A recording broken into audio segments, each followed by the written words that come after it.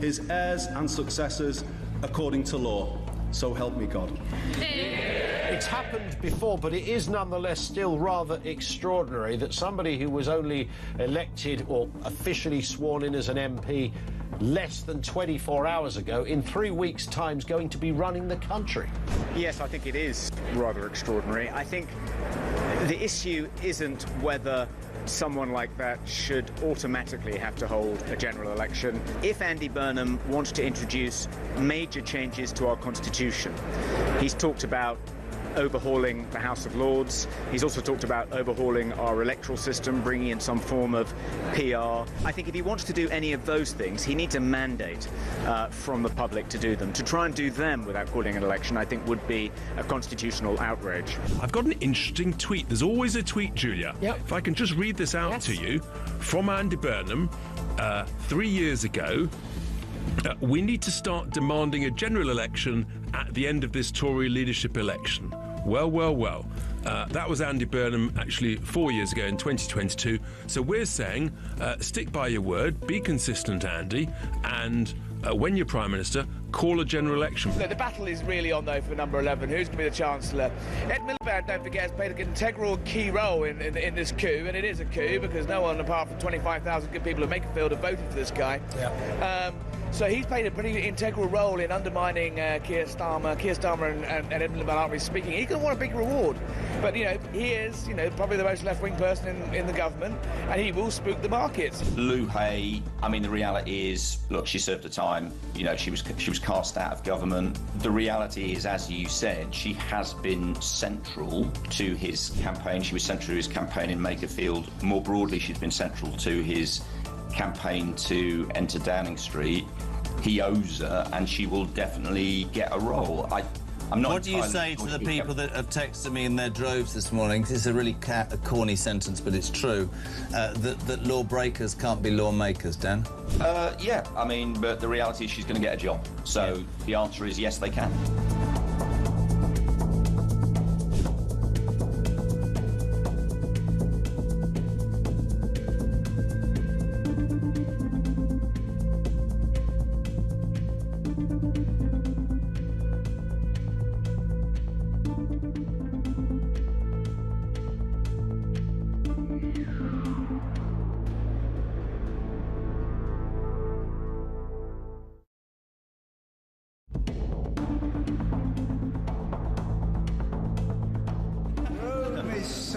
I swear by Almighty God that I will be faithful and bear true allegiance to His Majesty King Charles, his heirs and successors, according to law. So help me God. It's happened before, but it is nonetheless still rather extraordinary that somebody who was only elected or officially sworn in as an MP less than 24 hours ago, in 3 weeks' time, is going to be running the country. Yes, I think it is rather extraordinary. I think the issue isn't whether someone like that should automatically have to hold a general election. If Andy Burnham wants to introduce major changes to our constitution, he's talked about overhauling the House of Lords. He's also talked about overhauling our electoral system, bringing in some form of PR. I think if he wants to do any of those things, he needs a mandate from the public to do them. To try and do them without calling an election, I think, would be a constitutional outrage. I've got an interesting tweet. There's always a tweet, Julia. Yep. If I can just read this out to you from Andy Burnham 3 years ago. We need to start demanding a general election at the end of this Tory leadership election. Well, well, well. That was Andy Burnham actually 4 years ago in 2022. So we're saying stick by your word, be consistent, Andy, and when you're Prime Minister, call a general election. Look, the battle is really on, though, for number 11. Who's going to be the Chancellor? Ed Miliband, don't forget, has played an integral key role in this coup, and it is a coup because no one apart from 25,000 good people at Makerfield have voted for this guy. Yeah. So he's played a pretty integral role in undermining Keir Starmer. Keir Starmer and Ed Miliband aren't really speaking. He's going to want a big reward. But, he is, probably the most left-wing person in the government, and he will spook the markets. Lou Hay, I mean, the reality is, look, she served her time. She was cast out of government. The reality is, as you said, she has been central to his... Across the UK, on DAB+, on YouTube, on your mobile, and on your side. This is Talk.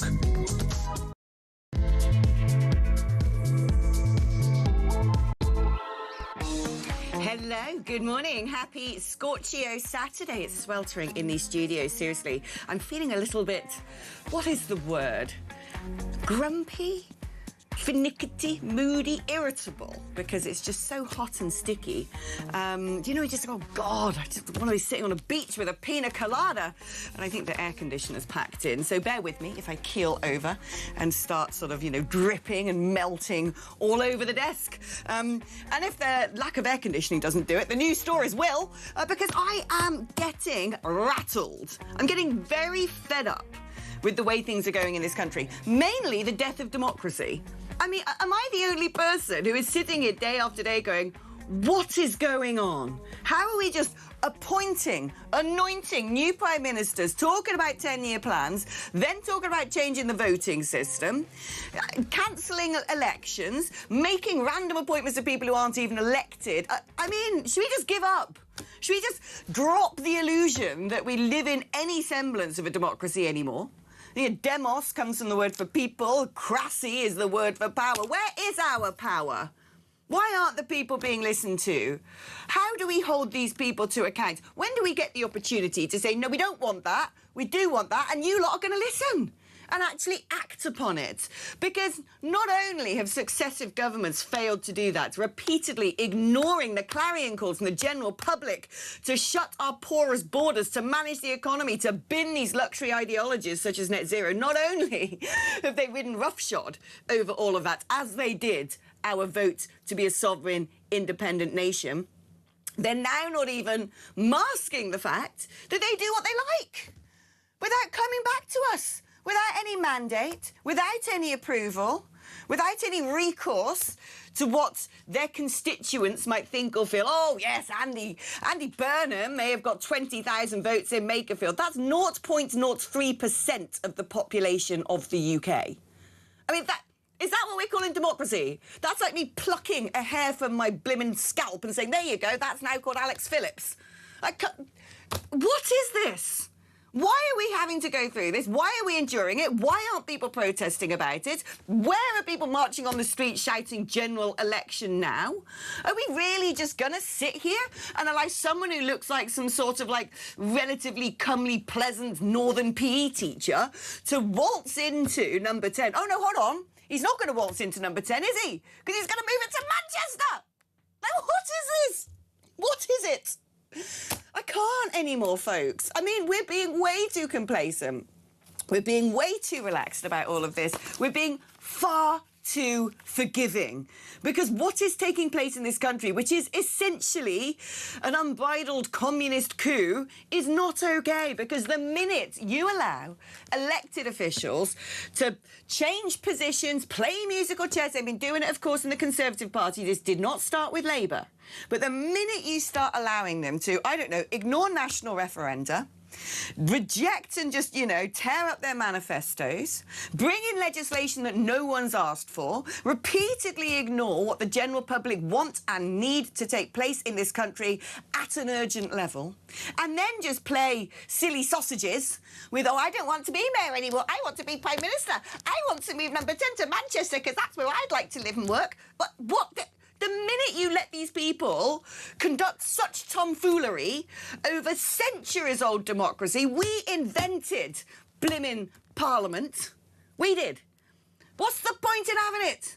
Oh, they've been filling up the House of Lords with all their chums, their hairdressers, their donors, their next-door neighbour's dog, someone who, didn't actually reject the whip and they voted in line with a party and gets rewarded, some sort of 20-year-old who once, I don't know, typed out an email on a computer in 11 Downing Street. I'm sorry, but the proverbial pea-take has been going on a long time and it's now reached a crescendo. And they can get away with anything. Andy Burnham's like, yeah, I might just bring back my mate David Miliband, hasn't lived in the country for 13 years. Never mind. Let's just make him a lord or something, then he can run our foreign affairs. You've got to understand the perilous situation we're in. I know the man looks nice. I know he's all vibesy and we're going to put hope in every heart. I know we all hate Sir Keir Starmer with his beady eyes calling us far right and throwing people in prison for free speech. But replacing him with somebody who wants to ride roughshod through all accountability and democracy is not the solution. It is compounding the problem. We have ill-disciplined, anti-democratic, horrible, ignorant, vainglorious, pettifoggling, venal politicians who don't believe that their job is to serve us. No, they just want to do what they want to do, whether it's for the Fabian Society, whether it's for their friends in high places, whether it's for their mates in barristers' chambers, whether it's to get the golden handshakes at the G7 summit, whether it's to sort of, you know, patrol around the corridors of power in Brussels or New York at the UN, looking like the big I am so they can then secure their position on a board at some global bank and be, you know, Mr. Billy Know-it-all at the WEF. This is not what democracy was supposed to look like. This isn't why we lopped off Charles I's head and said enough is enough. We may as well just bring back, I don't know, the divine right of kings at this stage. Award that to the Messiah from the North, King of the North, Andy Burnham, who's been apparently anointed by God himself. Automatic coronation. I mean, what? Have we gone back to the Middle Ages? Have we? There you go, got that off my chest. I did warn Matthew Goodwin Freeman that I was going to rant about this today. Hello, Matthew. Good morning to you too. How are you? Am I the only person exercised by these things? Everyone in the UK is just so like, yeah, whatever.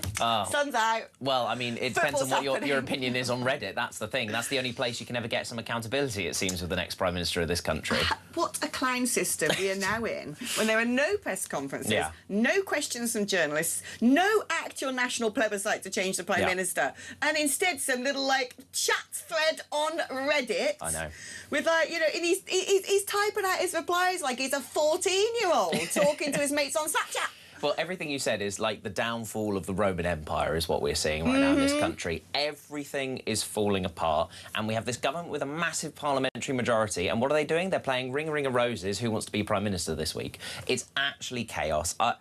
I don't understand how we have allowed ourselves to get in this position. 2 years ago, I came on here after the general election when the Conservatives got a battering and said, at least the country's got stability now. 140 vote majority for Labour. And they deserved a battering, but also we did. Playing we games, did. parlour games, musical chairs, plots, factions, ignoring the referendum result, a lot of it. Exactly. You deserve to be booted out. And so at least then the country had some stability. 140 vote majority. Labour could change the country for the better. But instead, we've seen 26 U-turns. It's going to be 2 Prime Ministers. I don't know how many resignations in the cabinet. It's an utter scandal. And they promised us, worst of all, they promised they'd be different. Oh, yeah, they said this is going to be grown-up politics. The grown-ups are back involved. In change, that one-word manifesto, and everything else seems to have been ripped up, frankly. I mean, where was digital ID, scrapping jury trials, the Magna Carta, all of that? Gosh. You know, I didn't want to trigger you even more, but you know. Are you making the list? I have a long list, don't you worry. We decided before we came on air we were going to make a listicle about why we now basically live under the Communist Party of China. That this is our political system now, folks. Yeah, pretty much. And also, like the Communist Party of China, how many elected representatives do we need? This whole idea of Andy Burnham, let's make more metro mayors, give them devolved powers, tax-raising powers. It's like we've already got over 20,000 elected officials, 20,000 politicians. Yep. We have the biggest parliament basically in the world in terms of when you add together the Commons and the Lords. Yep. It is grotesque. And, you know, in Wales, for example, 1 in 4 people in Wales are employed to work for the government. At this point, he wants to sort of make state-backed factories, he wants to nationalise utilities, bring back collective farms and gulags. Literally. Because soon enough, we're all going to be Winston Smith, we're all going to be working for Big Brother. There will be no actual economy, there will be no jobs in the real world, because everything will be owned by the government, run by the government, appointed by the government. And you will be happy. That's the other thing. Right. Exactly.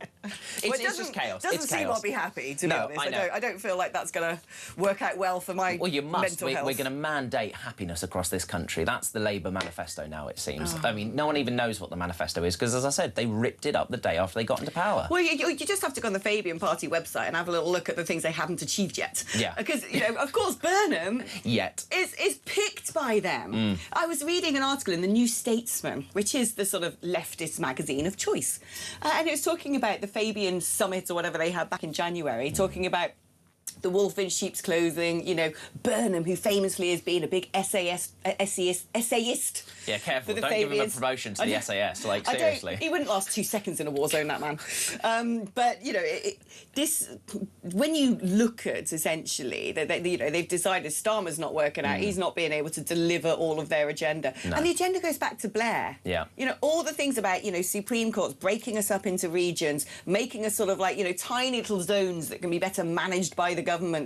Controlled by the government. Controlled by the government. And don't forget, we're bringing back, well, not we're bringing back, they are bringing back Labour grandees. You know, David Miliband, Ed Balls this morning rumoured to be coming back. Oh, for God's right? sake! Gordon Brown, brought back last week by Keir Starmer. Like, why don't we just bring Tony Blair back at this point? Put him back in charge of the country. Because they've got 415 MPs, and yet they had to go and get Andy Burnham parachuted in because none of the others seem to be good enough. Years, yeah. and they have to go grave digging for their political stars. Not that I call them stars. And actually, you just reminded me, thinking about all the grandees, another thing we can put on our communist list is that the random, you know, sacking of the person who is a perfectly good American ambassador to be randomly replaced by Mandelson and then ignoring security services. But government knows best. Government Keir knows Starmer best. knows Yeah, best. yeah, yeah. All of us are stupid. Get that on no the need list. for vetting. So Peter Mandelson, you know. I love this. Mandelson. Hey, guys, have you got something to add to the list? Let's build this list. Come on, Build everyone the list, get babies. involved. Let's do this. We've got This plenty of paper. It's fine.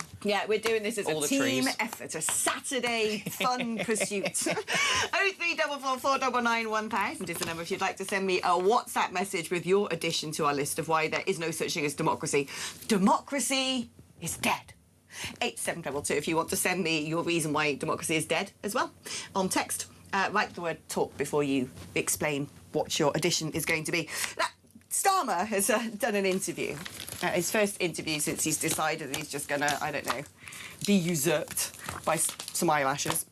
He's given an interview to... I just, honestly, this sort of like... Oh, I can't...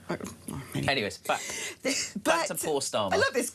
So he's done an interview with Henry Zethman, who's a political correspondent at the BBC. I like the fact that the top line is, Keir Starmer has warned his likely successor. Well, are we just playing the game that, like, it doesn't even matter that Starmer said, I'm going, but we don't know if there's a leadership contest? Probably not. I mean, this is the most... Can you imagine any other country going like, oh, well, Prime Minister's off. Let's wait and see what happens, eh? What is it? But anyway, he's been talking about his legacy, talking about it being a very intensely personal and really tough decision. And he talked about accepting his political career. Just playing the sorry. No, just smaller violin. Thank you. There you go. Except his political career was over. But he also talks about, because he was known as Never Hear Keir. No, he wasn't. He was known as Two-Tier Keir, let's be fair. Son of a toolmaker? I heard that. Son of a toolmaker, just tool. Biggest tool his dad made. But he was talking essentially about the fact that Andy Burnham is going to have to get on that plane and go to the summits and, you know, do things geopolitically, because geopolitics is frankly the rich seam that runs through everything, which I agree with, which is why we shouldn't be playing silly games with our energy and not drilling it in the North Sea. But I mean, Burnham as a statesman... What's he going to do? Just sit there at, like, the G7 summit, like, you know, playing little games on his phone and rating AI posters of number 10 of the North? I feel He'll be like... live streaming on Reddit, I'm sure. Do you feel like we've become so infantile and facile and puerile in the UK that I feel like I'm on, like, a... What do they call it at school when it rains and you get your crayons indoors? Wet break or something? Wet play day or something. Yeah, I don't know. I feel like we've all been summoned in from the playground and Andy Burnham is like, do you want to get some posters? Oh, God. I mean, literally, like, Keir Starmer is telling Andy Burnham, yeah, you're going to have to do the job of Prime Minister. Well, duh. Like, do we need to explain to your successor what the job of PM is? Like, he's been planning this for a while. And let's not forget, Andy Burnham isn't some new person. He was in Parliament 15 years ago. He was a Secretary of State. It's not like this happened by surprise that Andy Burnham's like, what? Me? I have to be Prime Minister? Oh, if you insist, you know, he's been planning this all along. Remember party conference last year when he went to the Labour Party conference and tried to make all these speeches about a different direction for the government, and then was effectively kicked out with his tail between his legs. So, yeah, look, I have no sympathy for Keir Starmer in this intensely personal decision. I'm sorry, you were one of the worst prime ministers we have ever had, who had a huge majority, could have changed the country for the better, but instead we're 26 U-turns, how many cabinet ministers down? What I want to know is we're losing Starmer. Bye-bye. So long. We'll help Enjoy. you pack, don't worry. Yeah, don't you worry. Lord Ali will be sending over a special removals truck for your wardrobe. Straight to his flat, it's fine. But, you know, what I want to know is, does this mean we get to lose creepy Richard Hermer? Well, I would not be surprised if a lot of the people who've been around the scene in the back streets of Downing Street stick to see whether they can get something in the Burnham world. Hermer might stick. I think there's been a lot of conversations going on. So my other hat I've got is I work in Parliament for a member of Parliament, and so I get to which one? For Bob Blackman. Oh, so okay. I get to see a lot of what's going on. Ooh. And Ed Miliband has the office above us, and so sometimes I get into the lift and he's in the lift as well, and I try and make conversation, try just dig what's going on and stuff like that. It's interesting to see who has conversations with who at the moment in Parliament. Oh, right? I was there the day that Andy Burnham came down, and all the other news channels were wasting taxpayer money on cameras and selfie, watching the train. Like, oh exactly. It's like, what, you're not a 14-year-old girl. Yeah, and it was so interesting to see which MPs were trying to get a quick conversation, have a little conversation in the cloisters. Ed Miliband, Wes Streeting, who we all thought, well, maybe he would challenge, but no, seems to bow down to Burnham. Let's see what happens in the coming weeks, because Andy Burnham could be Prime Minister within 2 weeks' time. Yeah, 17th of July, isn't it? It's a sort of mooted the day. challenge starts next week, where he can start filling in the nomination forms. Oh, come on, someone challenge him. Someone's got to challenge him. Let's put a crowdfund round. Come on, anyone, Yeah. come on, put your names in. Let's do a dual-headed personal appeal down the barrel. That's yours. Mine. Dear Labour Party, I don't care whether you're the MP for, I don't know, Chipping Sodbury, or that'd probably be a Tory seat. I don't care, what your position is if you're a nobody. Can somebody, somewhere, challenge him for leadership? This is a special request on behalf of the people of Great Britain. We invented blimmin' parliamentary democracy, and we would like to have it back, please. And if not, just resign. Call a general election. Call We're done. a general. Give us a Jenny. Change. Let's just change. Keep saying change. We want change, please. General election now. General election now. I started doing that yesterday. Put that out on Reddit. Let's do it. Yeah, go on, get that. Get that on Mumsnet. Right. Well, soon enough, we'll probably know what Andy Burnham's favourite biscuit is before we actually learn what he's going to do as Prime Minister. On that note, let us take a short break. There'll be a lot more to discuss just after this.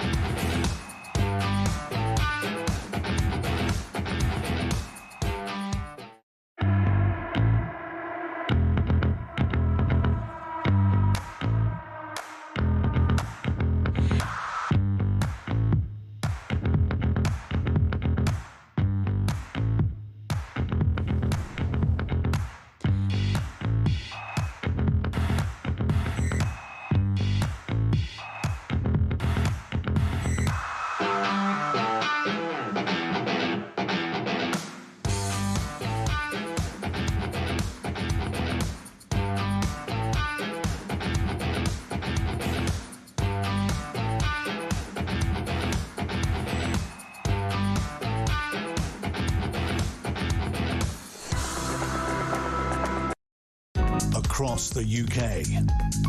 On DAB+, on YouTube, on your mobile, and on your side. This is Talk. Oh, hello, back we come. But let's give politics a break. I might blow a fuse if I have to talk about this. Well, I do have to talk about it for another 2.5 hours, but just going to have a little bit of a respite from it for a moment because I'm really at sort of throwing things level. We talk about my second favourite thing, which is England. Do you mind if we talk about Why is that only your second favourite thing? Well, because my first is obviously, bashing the Labour Party, but, that's... Oh, you mean England as a football team rather than just as a nation? Oh, yeah, of course. I mean, I embody England, One would assume your first favourite thing is England as a nation. Oh, yeah. Unless you have a wife and kids, and then maybe it gets to be joint first, I don't know. Yeah, I think they're in charge. Oh, right. I'll check with the wife later what should be my number one. Yeah, there you go. You're England and wife. England and wife. Joint first. Right. So... apparently, during the course of the night, the football match was going to be moved to a more reasonable hour. Not because of us and our television watching, no. Because of potential lightning storms. And apparently, if there's lightning nearby, the footballers have to exit the pitch because, I don't know, they all might be frazzled. But actually, that could happen. That, yeah. There's got to be safety. You've got to have some safety. You might end up with just dust instead of footballers. And so there's a whole discussion about whether they should move it, and then it was decided, no, we're not going to. So there you go. Yeah, the England game is at 1 a.m. on Monday morning. There was a rumour that it would be moved to 7 p.m, but that would be the middle of the day over in Mexico in the blistering heat. So England and Mexico said no, thank you very much, and so FIFA did what Labour do best and U-turn. So we've had a U-turn already, and the game will be back at 1 a.m. What I don't understand is I think it was actually the football associations of both Mexico and England were moaning about moving it, and I don't know why they were moaning about moving it. But I feel like it would have helped everybody. It would have helped us in the UK being able to watch it. It would have helped prevent the idea that all the footballers might be electrocuted in some sort of freak storm.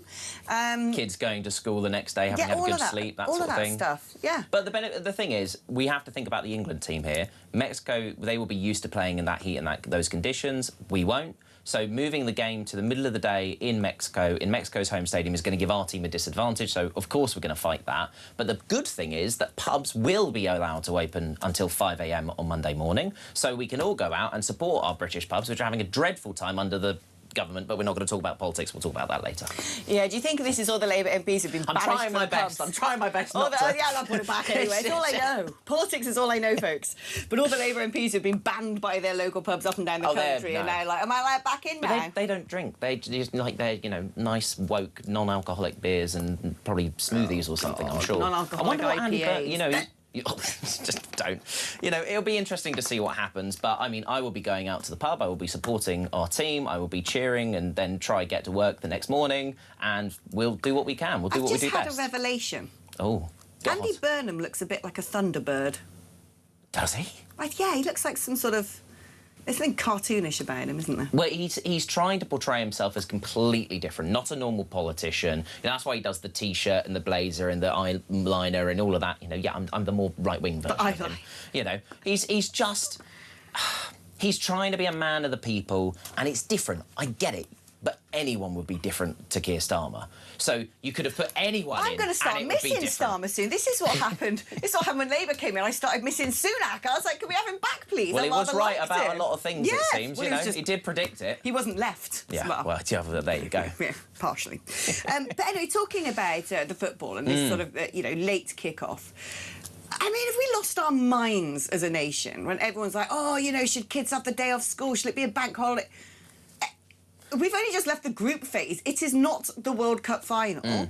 And, guess what? Sporting fixtures happen all around the world, sometimes not in a friendly time zone. Yeah. As a Formula One fan, I knows it. Oh, tell me about it. And guess what? It's going to be the British Grand Prix. In fact, as I'm on air... I was going to say, we got it on one of the screens. It's going to be the sprint race, isn't it? And I'm going to be presenting. Should I just not go to work because I like Formula One? Should we just come off air for that? Yeah. Can we just get serious in this country? Yes, it's a nice thing that there's a Football World Cup. It's a great opportunity to gather around the pub with your mates.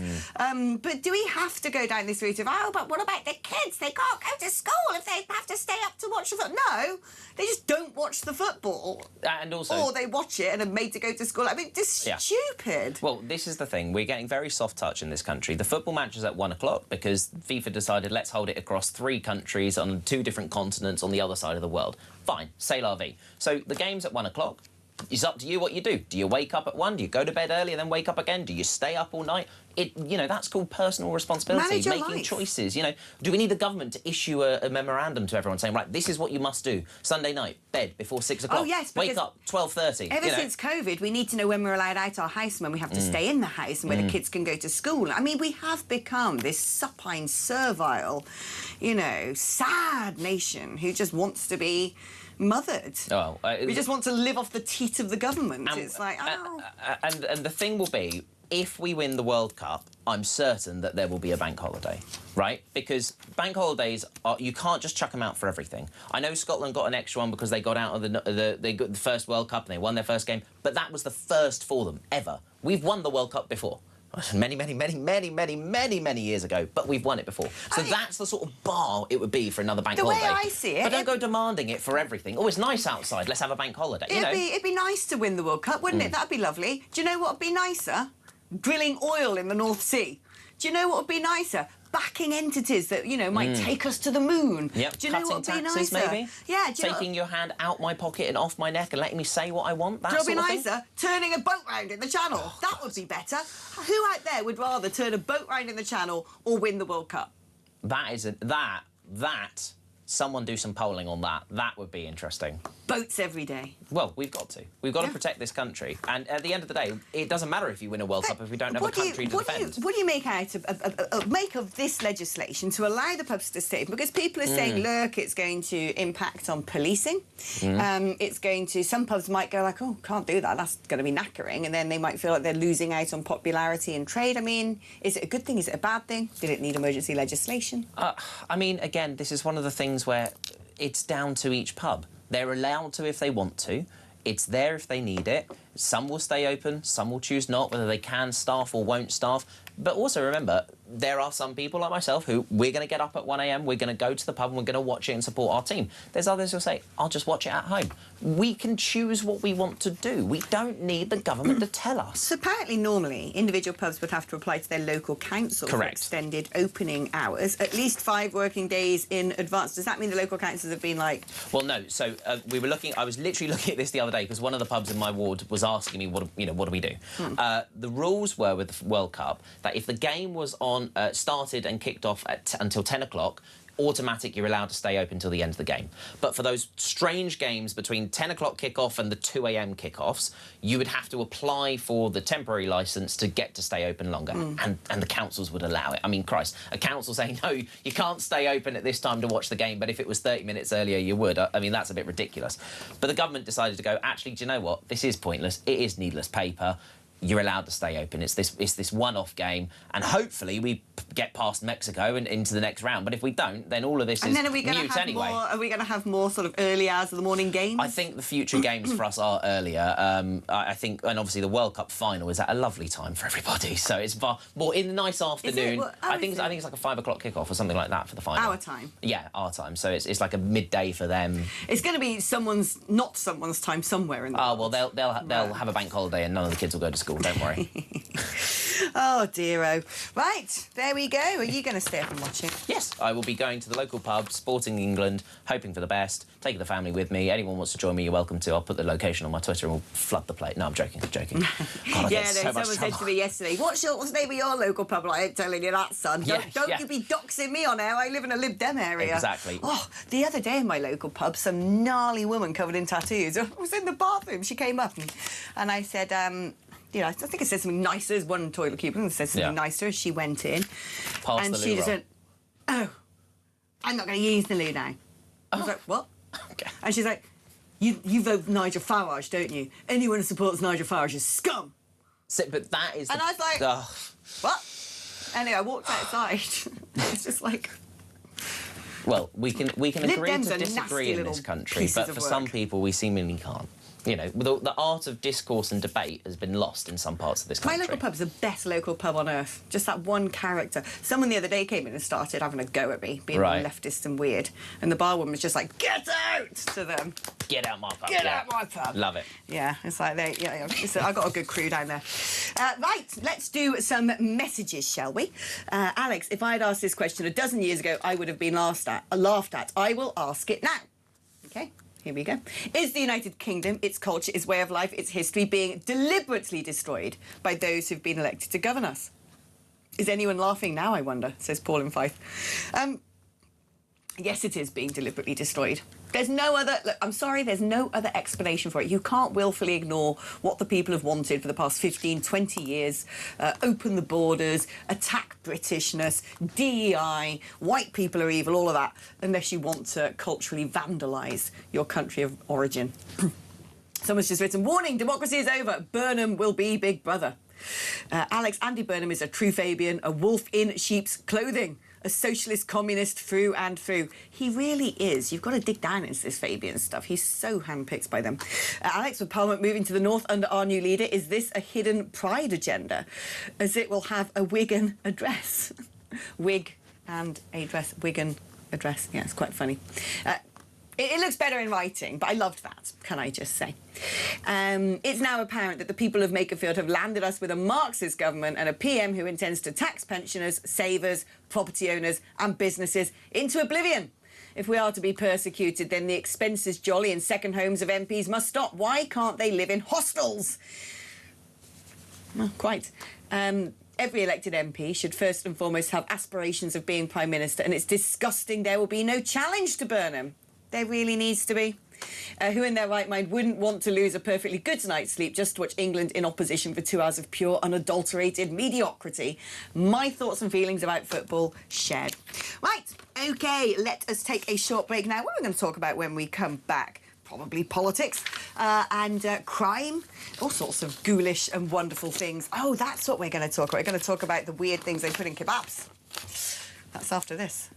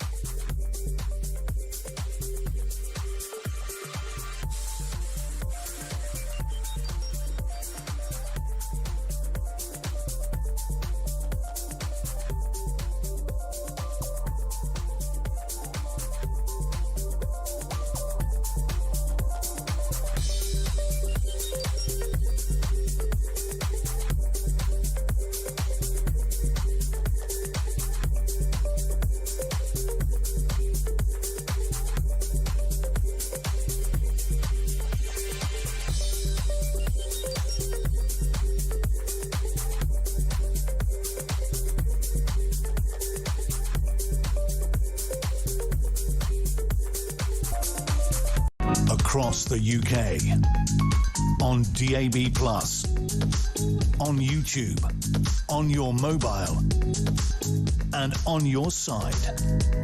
This is Talk.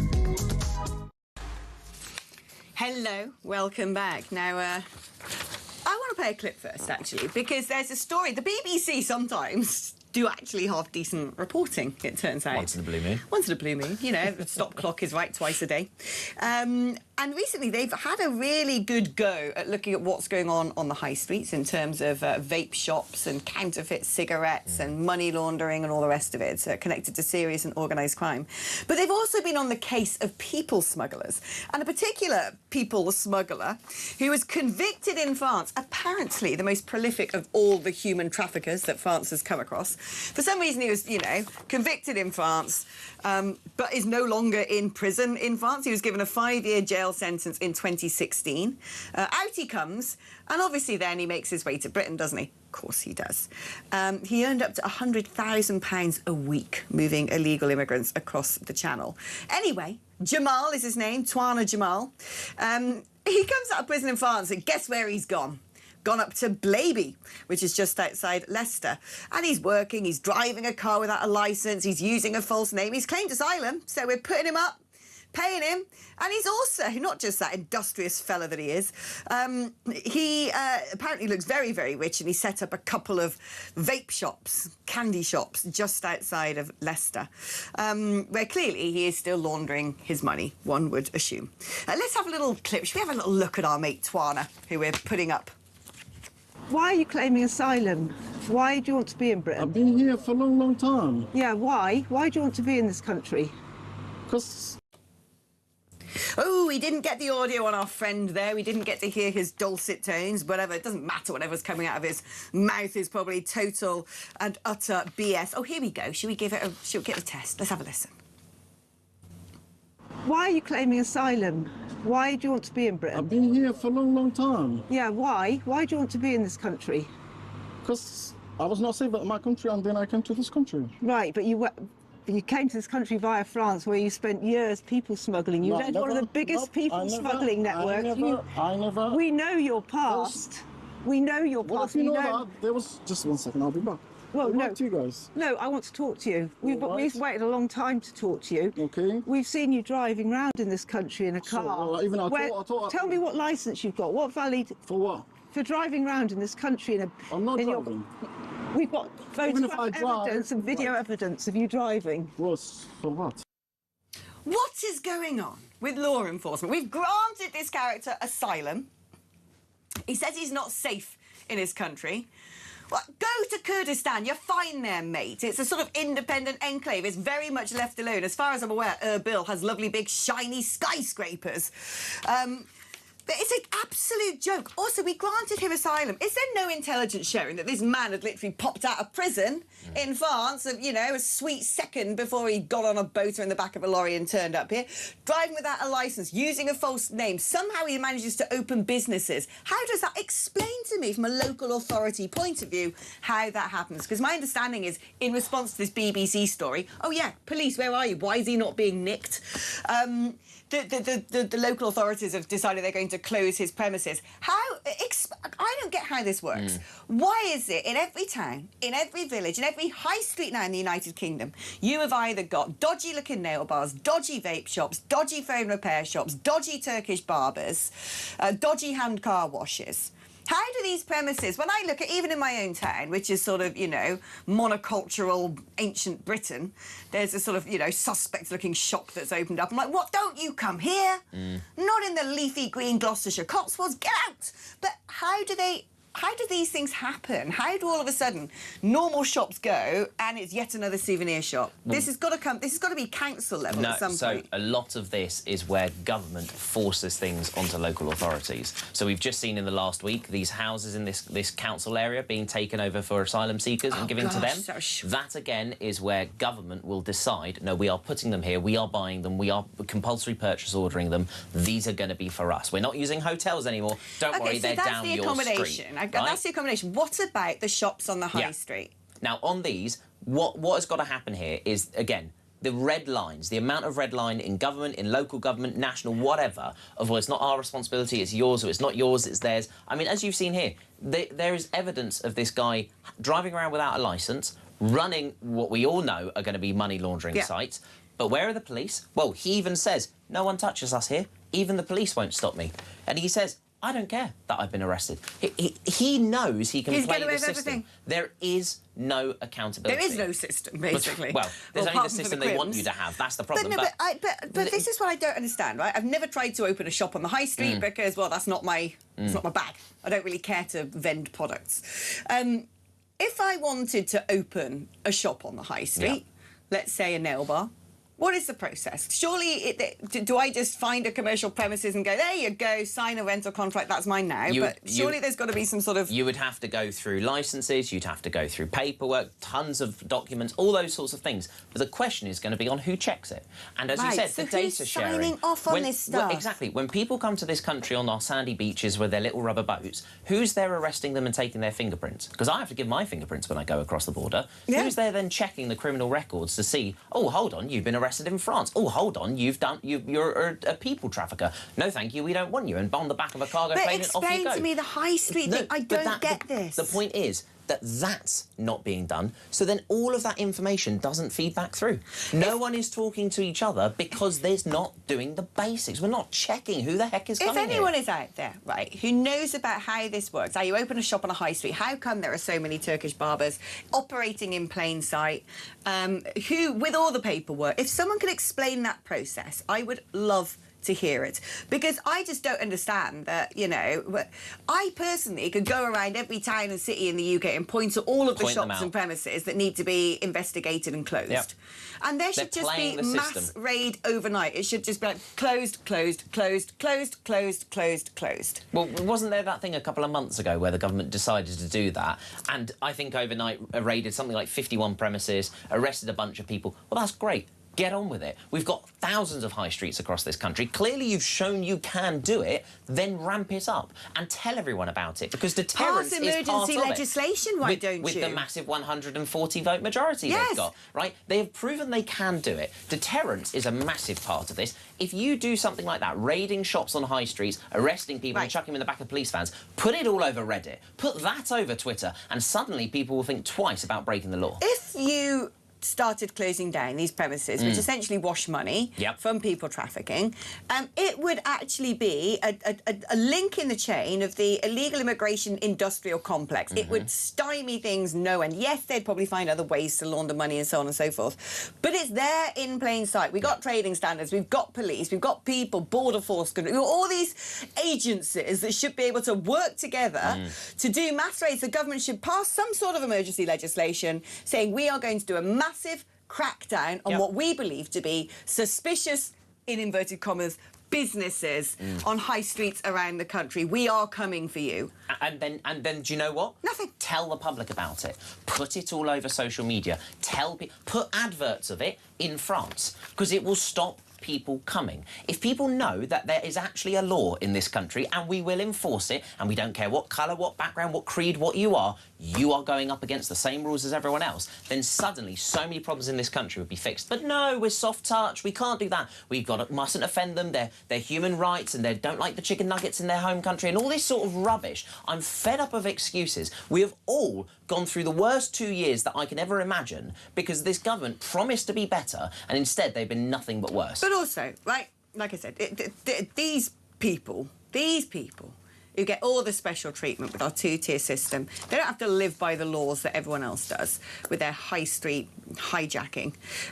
But now we find out, not that this surprises me at all, there's been DNA testing of kebab meat. Oh, God.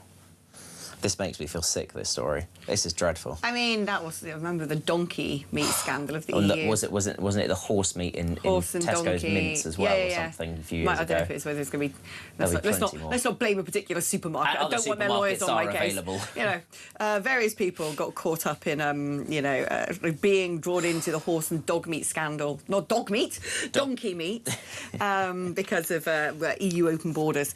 But here we go. So, DNA testing revealed that doner meat from a leading supplier advertised as 70% lamb, that's not a high enough percentage to my liking, can I just say, was in fact less than 10% sheep. So Kismet Kebabs is one of the UK's largest manufacturers. It produces over 100 tonnes of kebab meat a week. 100 tonnes of kebab meat a week.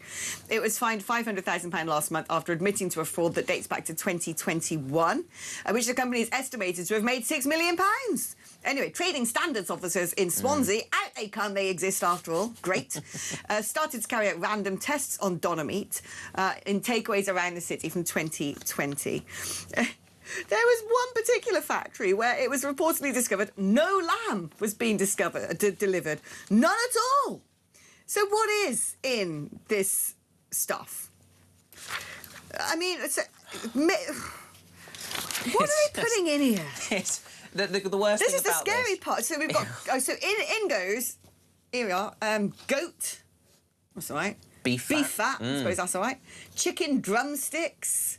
But all lamb. Yeah, that's all lamb. What else goes in there?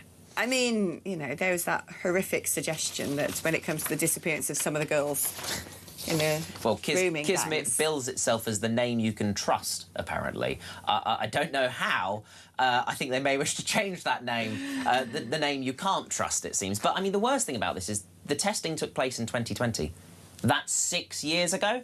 That's 6 years of meat. Oh, you know right now that there's what, all sorts of horror stories going on in them kebab shops. If I see a mouse in a local restaurant, I'm reporting that, and the place is getting shut down the next week. Right? Why on earth are we waiting 6 years to do something about dodgy meat in our kebabs in this country? Right, so this is the thing. Those who play by the rules, you know, sugar taxes, food labelling, advertising, you know, hospitality, especially the restaurant trade, has taken a battering because of energy bills, because of employers' national insurance, because of workers' rights, because of all these things that all the red tape they have to try and circumnavigate.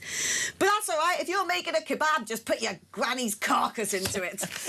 Excellent. Let's grind up somebody's stolen pets and serve that on the high street. Listen, if you're going to be staying up to watch the England match at 1 a.m. and you get a bit peckish in the wee small hours of the morning, just remember that that lamb kebab you've ordered is probably less than 10% sheep. Tasty.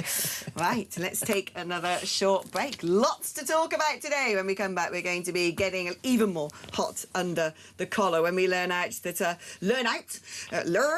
Vikram Digwa and his mother were handed a combined £150,000 in legal aid as that little rotter tries to appeal his conviction for the murder of Henry Novak. And, of course, we've got that lovely man in Rochdale, the leader of the grooming gangs there, who's just roaming around back where he perpetrated all of his wicked, devilish deeds. That's coming up after this.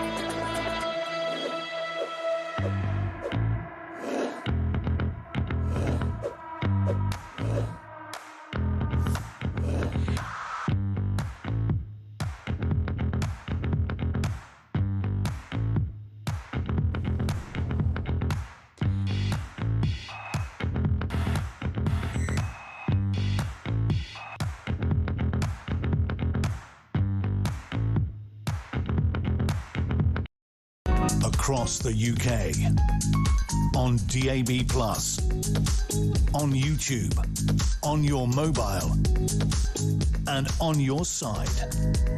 This is Talk. Oh, do you want another story? Go on, let's try. Let's try. Why we're just useless Britain. Yeah.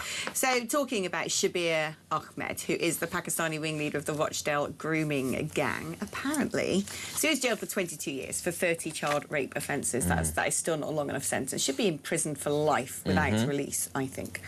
But anyway, he was rejected for parole in October 2024 because they deemed him at a high risk of reoffending because of a refusal to engage in rehabilitation programmes. He thought, basically, the risk factor was he refused to accept his guilt, including his belief that it was perfectly acceptable to sexually abuse children. He had also attempted to seriously injure another prisoner. However, the Ministry of Justice had no option but to free him on Thursday after 14 years in jail because his 22-year sentence had an automatic fixed release date 2/3 of the way through. So this revelation that he was considered unsafe is actually sort of piling pressure onto Shabana Mahmood to change immigration laws immediately so he can be deported to Pakistan. However, Pakistan have turned around and said, if he's a paedophile and a risk to children in Britain, why would we want him? The other thing as well is Pakistan is trying to negotiate with us and saying, well, we'll maybe take him back and some others if you let us start flying the planes back here, because there's been a suspension of Pakistan Airlines. So, I mean, seriously? Are we negotiating for the rights of a paedophile, of a rapist, over the safety of people in this country?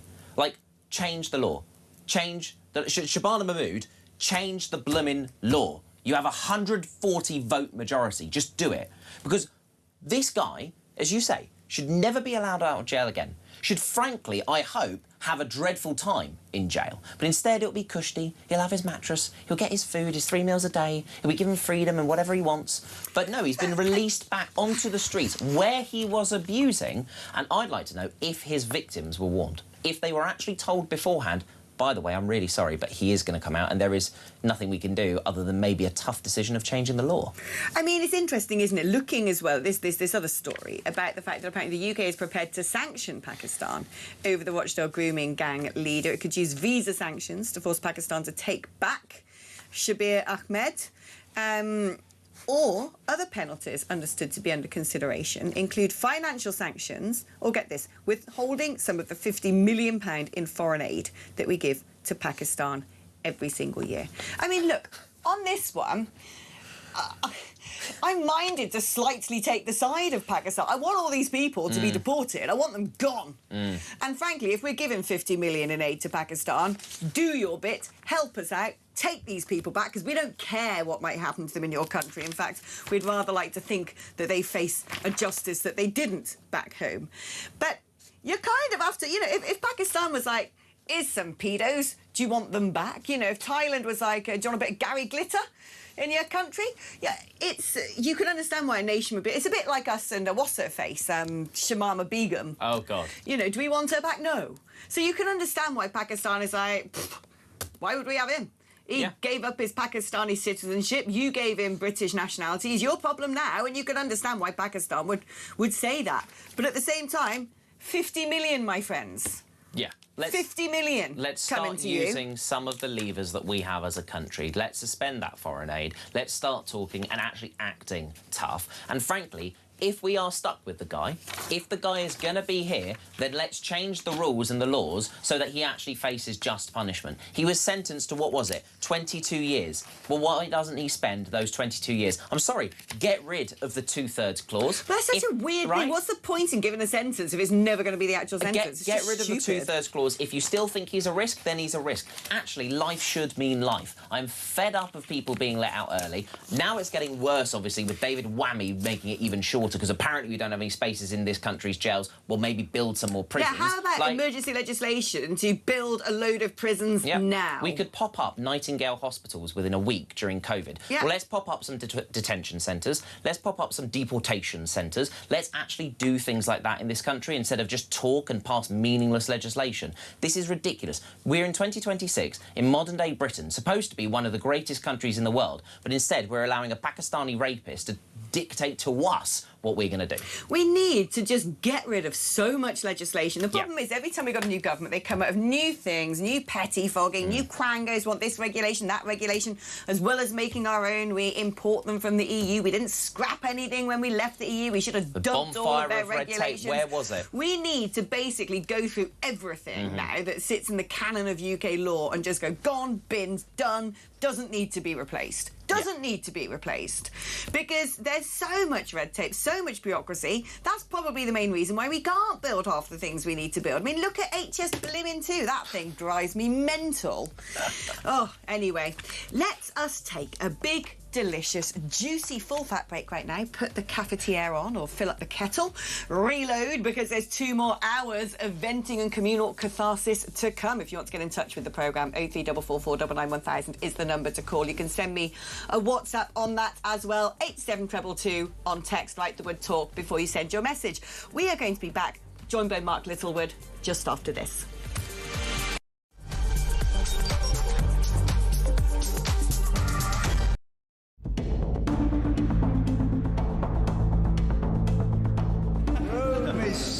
I swear by Almighty God that I will be faithful and bear true allegiance to His Majesty King Charles, his heirs and successors, according to law. So help me God. It's happened before, but it is nonetheless still rather extraordinary that somebody who was only elected or officially sworn in as an MP less than 24 hours ago, in 3 weeks' time, is going to be running the country.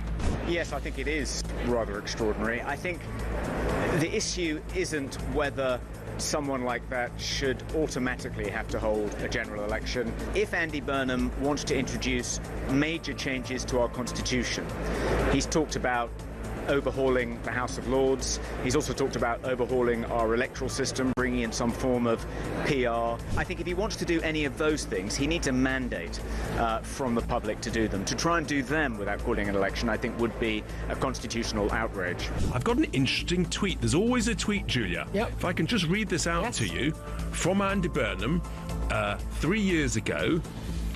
We need to start demanding a general election at the end of this Tory leadership election. Well.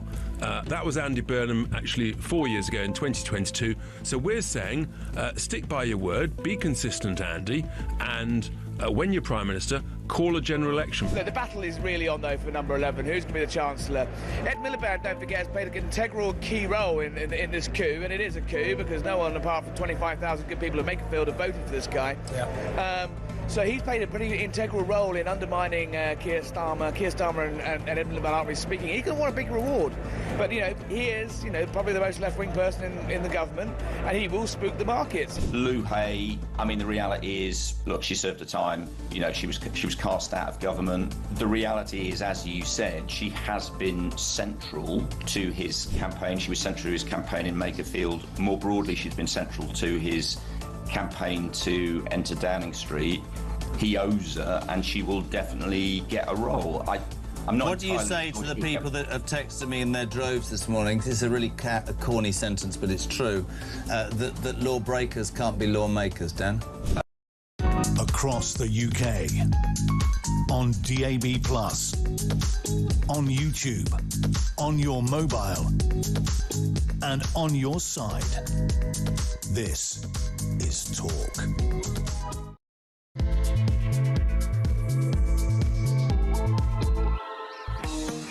There we go. Chill out. Come on, get a bop on. Yeah.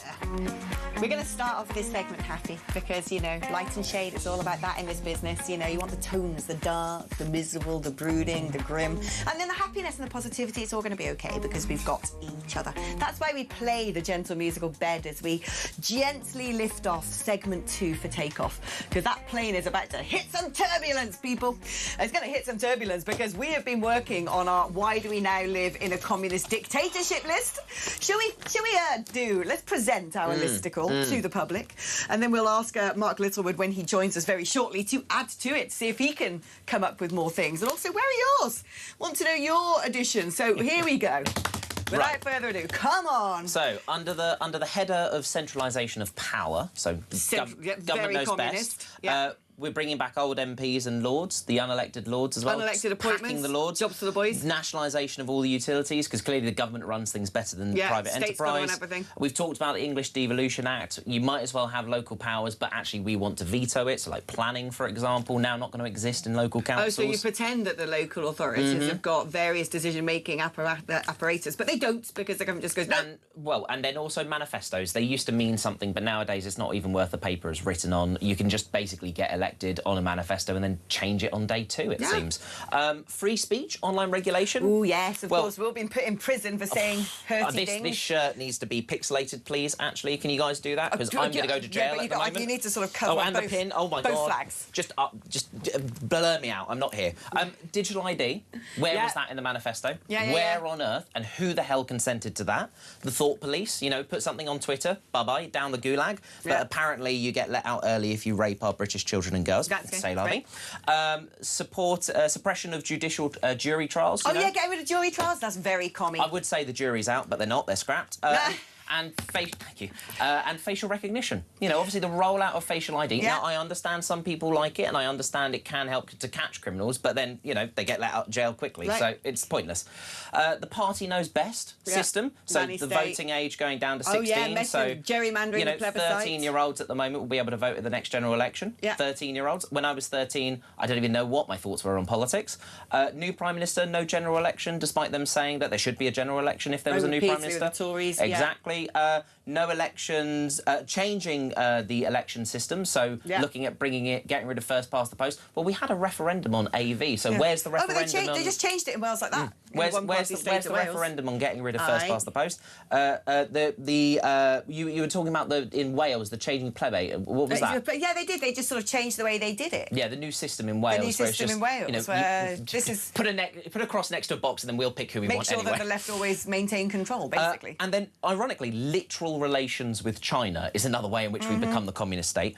Obviously, the Labour government have approved this Chinese super embassy in London, despite our own intelligence services saying, don't do it, they're going to spy on us. And then that word spying, well, we had the Spygate scandal, where Chinese spies were found in this country, working for British MPs, were put up on trial, and then the whole thing fell apart because the government didn't provide the evidence. The whole thing fell apart, and then Keir Starmer swanned off to Beijing to go see Xi Jinping. Oh, he can't leave that place alone, he loves it.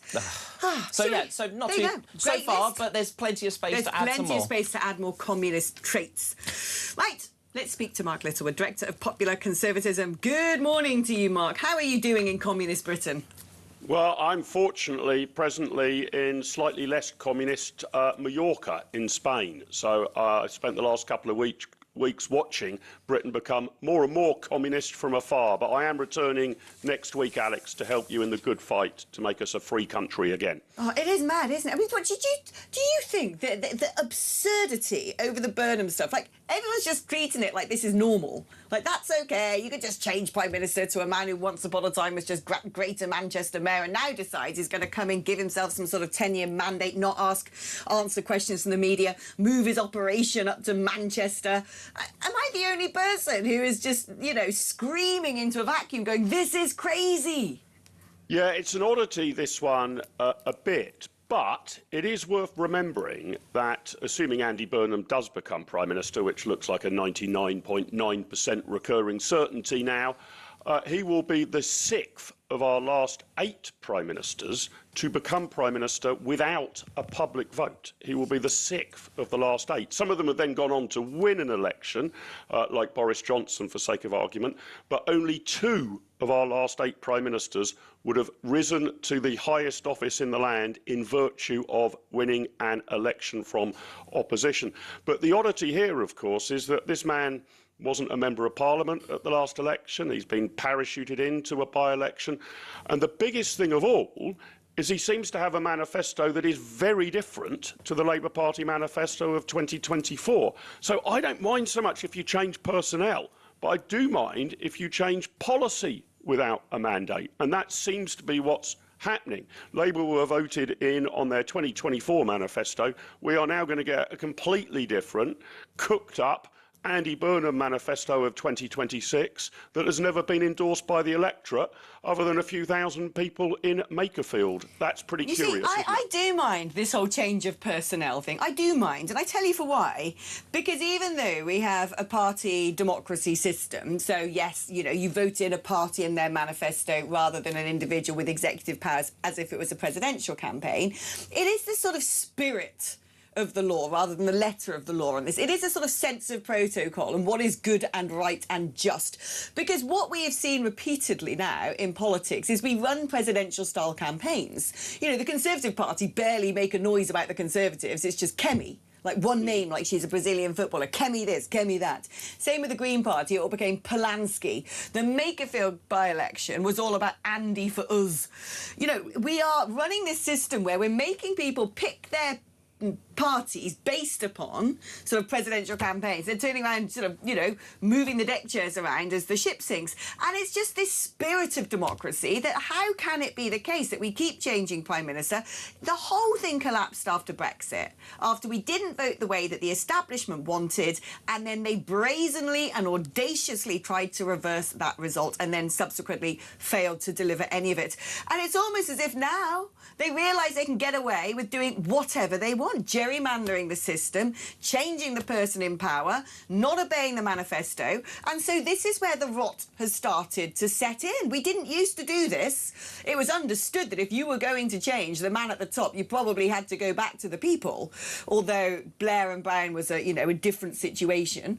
One could say it might have started all of this. But I just don't like the spirit of this. It is not in the spirit of democracy. We invented parliamentary democracy, and I damn well want to see it come home more than I want to see football come home. Yeah, well, wow. Well, I'm probably about betwixt and between those two, Alex. I quite want to see football come home too. Look, maybe you're right. We should change the Constitution in some way. We should perhaps, I don't know, directly elect the Prime Minister, all of that sort of stuff. But we've now got a parliamentary system with presidential tactics in it. You're right. The tactics are indeed presidential, but the Constitution is parliamentary. As I say, the key thing for me is this departure from what the public voted for. That is when it gets problematic. So all of this stuff about they might change the voting system for the next general election, where the hell was that in 2024? That wasn't a pledge in the Labour Party manifesto. Moving the Downing Street operation to Wigan or Manchester or wherever, that wasn't in the manifesto. Yeah. There's all this sort of speculation that they might jack up capital gains tax. I don't think that was in the manifesto. So the key thing for me is if you want to do something very differently to what the party won a manifesto on, very differently in terms of concrete policy, then you need to go to the electorate and seek a fresh mandate. And Andy Burnham seems unwilling to do that. But in the same way, you know, like I said, there's the spirit of democracy. There is the Labour Party has spent the last 2 years constantly telling us because it's the right thing to do. You know, morally presiding over us, being sort of supercilious and you're superior about everything. And yet, when it comes to the way they want to govern us, they don't care. And this is what I'm talking about. It's this sense that now anyone out there in Britain could rightfully turn around and go, what is the point in voting? It is dismantling and in some respects sort of, let's say, symbolically disenfranchising an entire country. When you've got a man who just decides he's going to quit the mandate that he was elected to do as Greater Manchester Mayor, have 0.03% of the population vote for him in Makerfield, and then run everything on behalf of 70+ million of us. It is the fact that it is just brazenly not in the spirit of democracy. And that's what I hate. That is what, when we argued against being in the EU, it was about taking back control.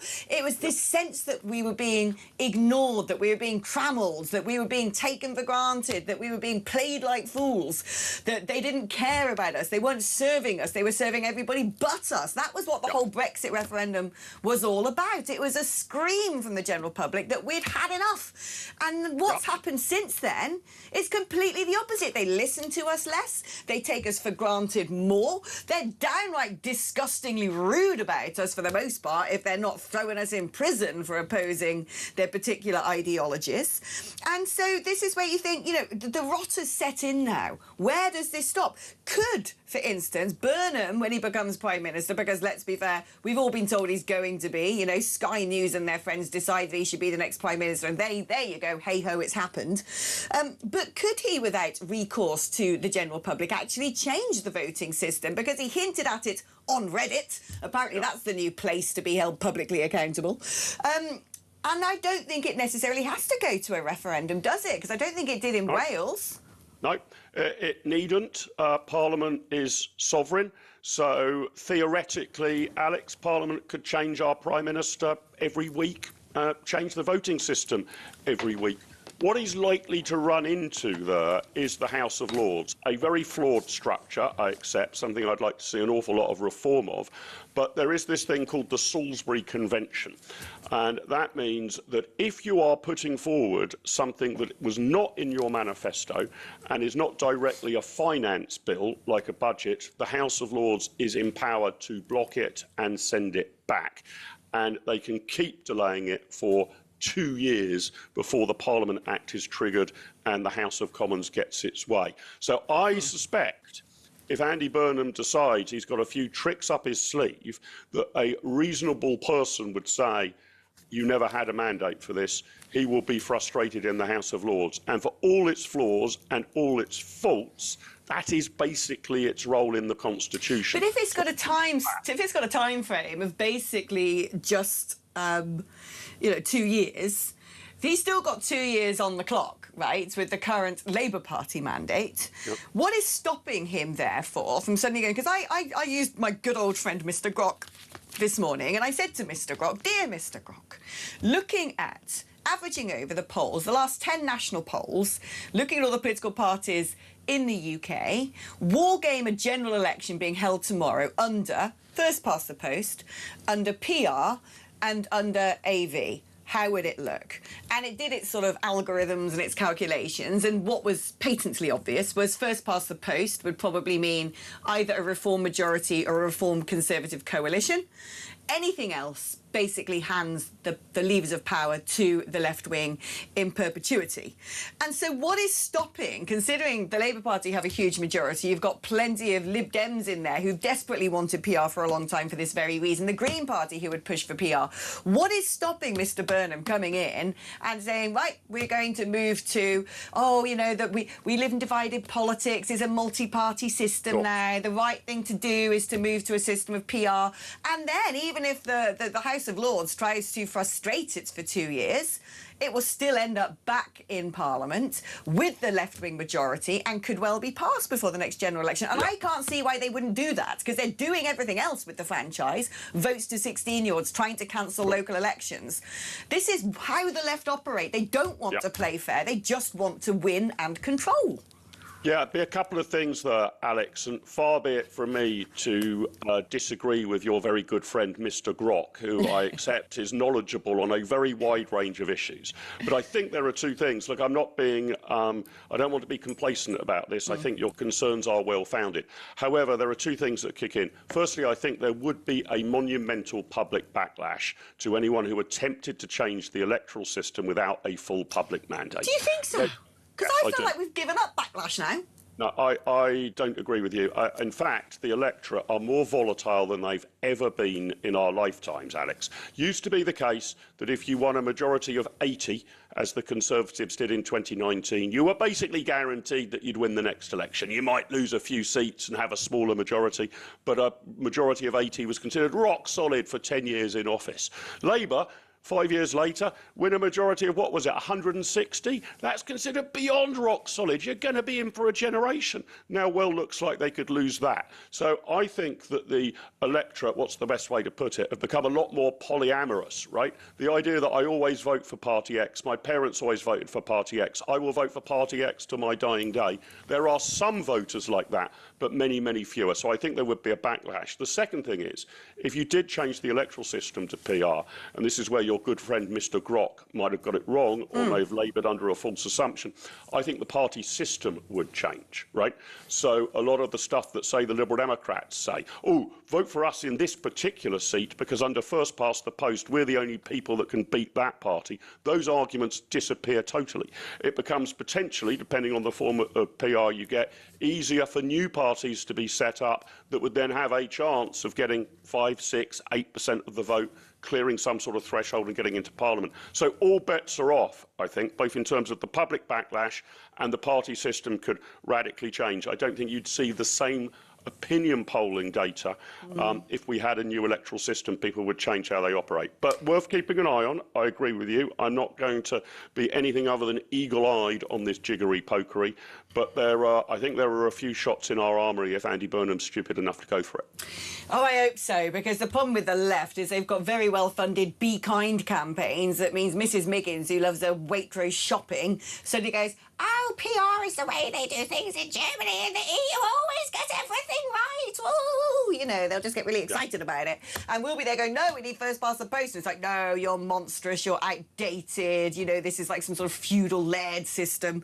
I think most of the general public have no blimmin' idea what the difference between first past the post and PR is anyway, quite frankly. Well, but as you've pointed out, Alex, in the last referendum, all of the polls for years and years and years and years and years and years and years before that referendum suggested that the electorate were positive about electoral reform and a more proportional system.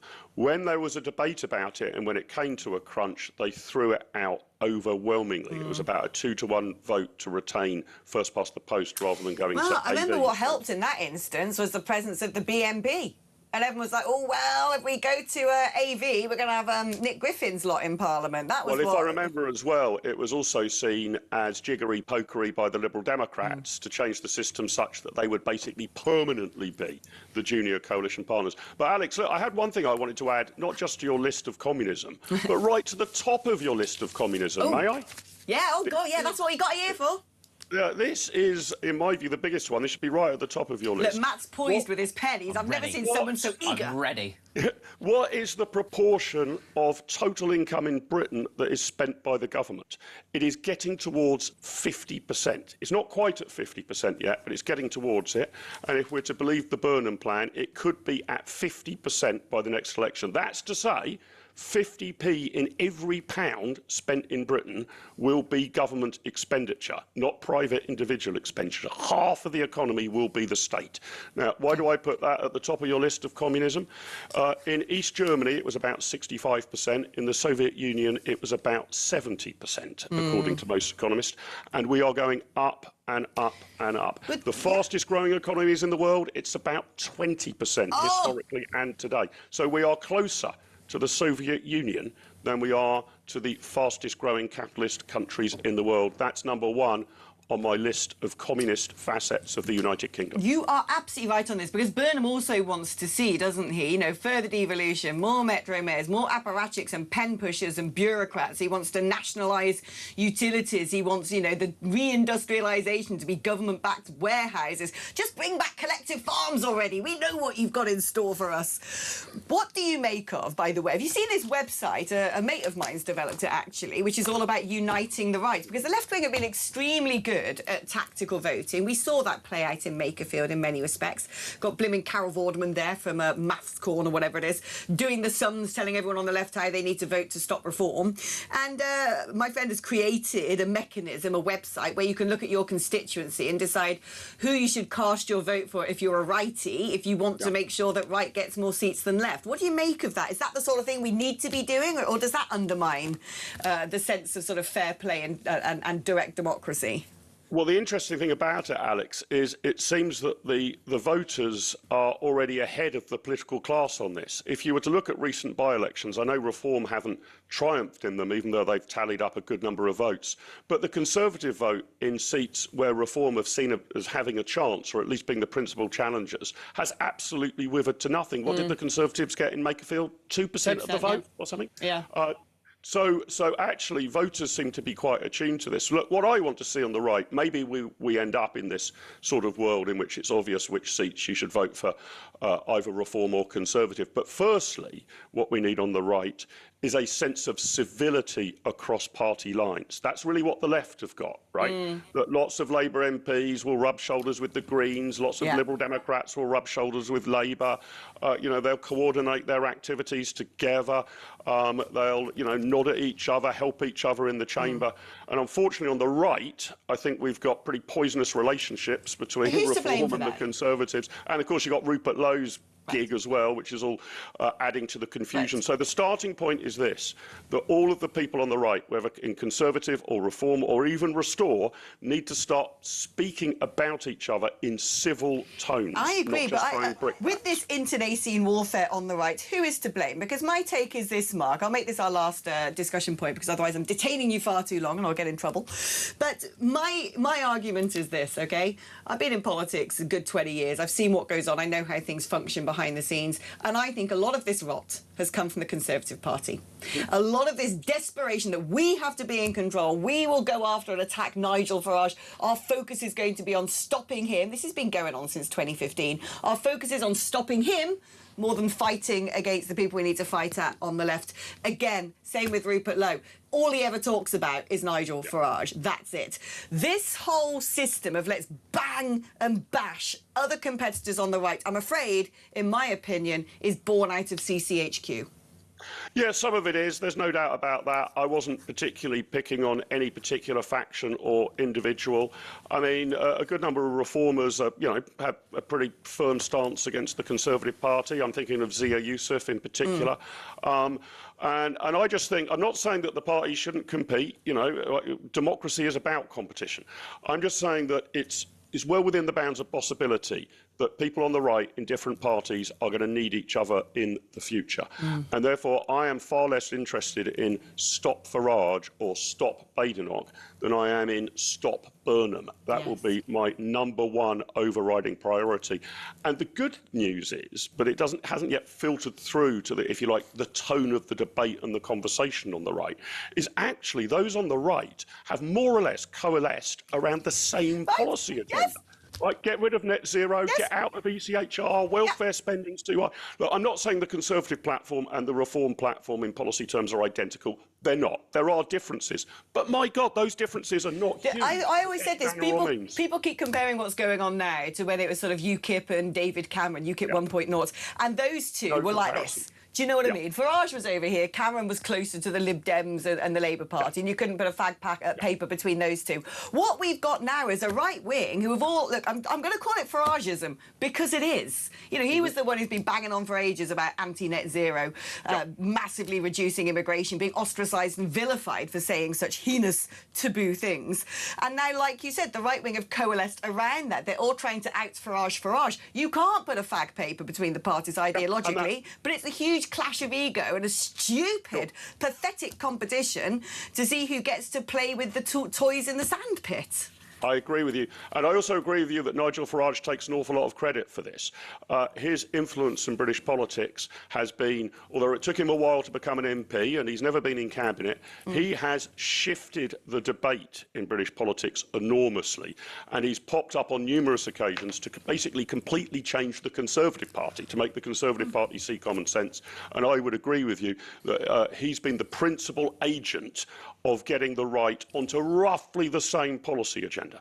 And if we're on roughly the same policy agenda, rather than disagreeing about net zero, which we don't very much, or disagreeing about ECHR, which we don't very much, or disagreeing that the welfare bill might be too small rather than too large, which we don't very much, if we've coalesced around that, at some point, folk of all stripes in all those different political parties are going to have to decide what comes first, egos or saving Britain. And I am in the latter camp. Indeed, I am with you all the way. Mark, we've got a lot of work to do, don't we? Us righties who just need to make sure that we don't turn into, well, even further communism, because that is our current direction of travel. I feel like we're on rails and somehow we've got to tip the train off that particular trajectory. Mark, thank you ever so much. The brilliant Mark Littlewood, Director of Popular Conservatism. We're going to be taking a short break now. When we come back, I'd love to hear from you. We're going to read some of your messages. We're going to discuss a few other bits and bobs, but if you would like your voice heard on the programme, hey, hey, democracy is alive and well here at Talk, because we would love to hear from you and we'd love to listen to your opinions. 03444 99 1000 is the number to call. It's your normal network rate. You can also send me a voice note or a WhatsApp on that number. 8722 is the number if you'd rather send a text message. Write the word talk before you text. We're back just after this.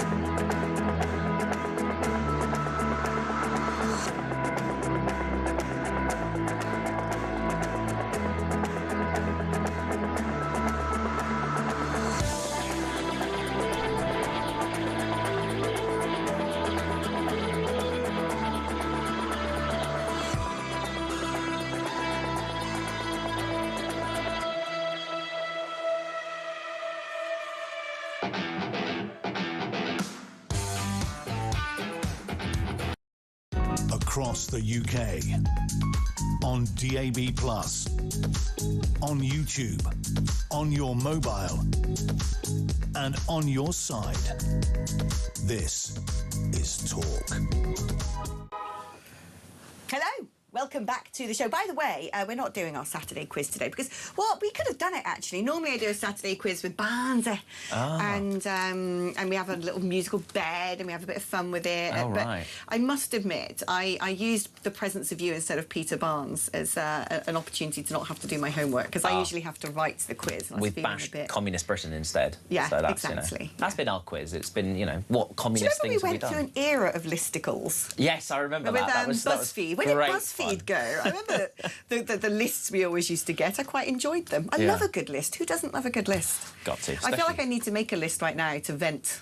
Oh, God. Well, we made a long list of the communist Britain things, so, you know, we're building onto that, and we've added marks, obviously, you know, the proportion of the total income spent is now 50% I love of that. the government. I love facts seriously. like that. I love it when people are... 50%. Effing mental. Careful, it's only 11:30. Just F is my word today. F. Right, should we speak to Sally, who is in Monmouth? Good morning to you, Sally. Good morning, Alex. How you doing, my darling? What is on your mind? Sharing is caring. Well, what is on my mind is that, albeit indirectly, Ed Miliband could be considered responsible for the influx of fighting-age Islamist males into Western Europe. Ooh, explain more. I mean, I love blaming everything on Ed Miliband because he's a weirdo and a zealot, but walk me through this particular connection. Right. When it all kicked off in Syria, if you remember, Obama drew a red line which said that if Assad started using unethical means against his own people, he would take action. Yeah. That happened. He asked Cameron to support him in the action. It was during the coalition government. The Lib Dems were not prepared to back as a party. They gave their MPs a free vote. Mm-hmm. And Miliband, who was leader of the Labour Party, whipped the Labour Party MPs to vote against. So Cameron couldn't back Barack Obama, and Syria went to hell in a handcart. I mean, causing the influx of refugees that led Merkel to open her borders. Do you think that if we had joined that as a sort of partnering coalition in a military offensive, that things would have worked out differently, therefore? I think they might. What happened was, knowing that no support was coming, you got the sudden outflowing of Syrian civilians, and where they went was through Turkey, and what's easier than to add one or two sleepers in Turkey on the way through? I tell you what, though, I see where you're coming from, and I love it. We're going to stick with it. Ed Miliband is to blame for everything. It looks a bit overcast out there today. That's blooming Ed Miliband's fault. Everything. I'm in a bad mood today because Ed Miliband exists. So there we go. But, do you know, I think the person who doesn't get hauling over the coals enough is Angela Merkel. I mean, if it looks like a duck, if it quacks like a duck, it is a duck. She was some sort of physicist from Soviet Union, from East Germany, behind the wall. Oh, there she is, you know, building gas pipelines with Russia, and then suddenly going, refugees, welcome, let's flood all of Europe with these medieval misogynistic monsters from the Middle East. And I think that woman was a Russian agent. Sorry, but I do. As I said, a good little Mutti Merkel. Yeah, old Mutti, indeed. Oh, but I honestly, I just think, like, she's sunk back into nowhere. Of course, all of the leftist news organisations used to bow down at her feet, prostrate themselves on the floor in front of the beatified saint because she's some sort of leftist mother character. Although nominally she was CDU, she was technically on the right. Do you remember when America, they bugged her phone, didn't they? Because they were like, what's she up to? And I'm sorry, I still got some questions, Angela. I got a few questions I want to ask you, love, on behalf of the great people of Europe. Why did you think that flooding us with all of these violent, anti-Western, fighting-age men was the right thing to do? Who gave you that idea? Huh? Yeah, exactly. As I say, it might have slowed it down, in which case people could have monitored the flow. And, I mean, to be fair to Cameron, the Syrian refugees he took came from the refugee camps and were vetted in the refugee camps. Yeah. Yeah, I mean, at least there was a more sensible, a sort of more sensible system than just, I don't know, come one, come all in giant sort of, you know, human chains of people. I remember during the Brexit referendum when Nigel Farage put that poster up of millions of migrants are going to be flooding into Europe through the open borders and will make their way over to the United Kingdom. Oh, all of them got into uproar about the racist poster. Yeah.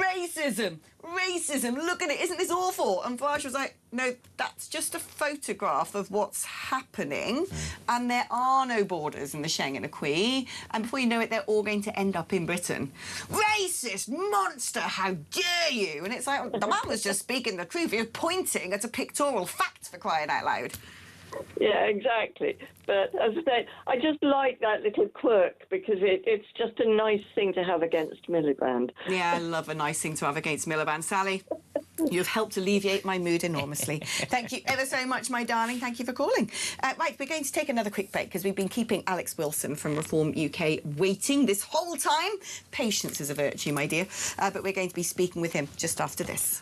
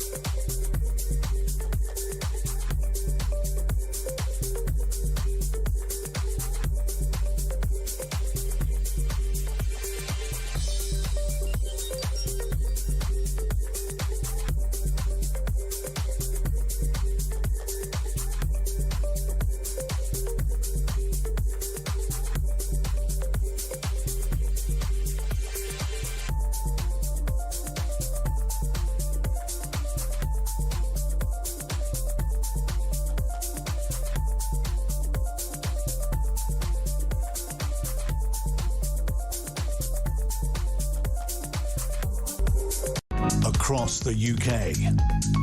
On DAB+, on YouTube, on your mobile, and on your side. This is Talk.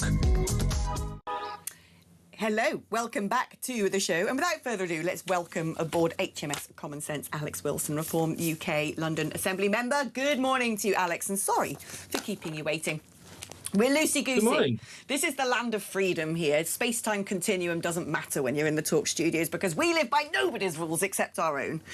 Right, let us talk, first of all, about your campaign pushing Sadiq Khan to fly the St George's flag at City Hall for World Cup. What's he got up there at the moment? Well, there's 3 flagpoles outside the front of City Hall, and the Union flag is always flying from one of them, which is great. Don't have a problem with that, obviously. I think it's wonderful. We should celebrate our overall national flag, as any public body should.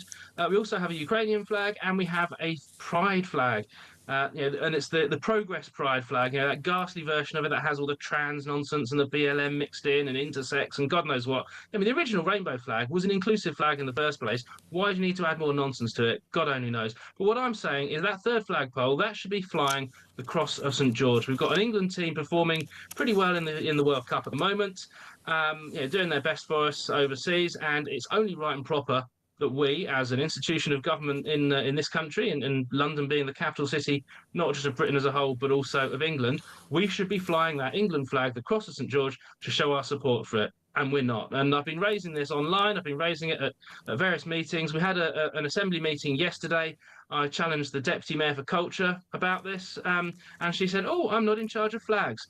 Ridiculous. Later on in the afternoon, the Assembly actually voted to ask Sadiq to put his finger out and get that flag up there, but none of us are holding our breath. That's why I launched my petition earlier on during the World Cup, basically saying that we think that City Hall should fly the Cross of St George during major international sporting tournaments where England is competing. So football, cricket, rugby, it should be there.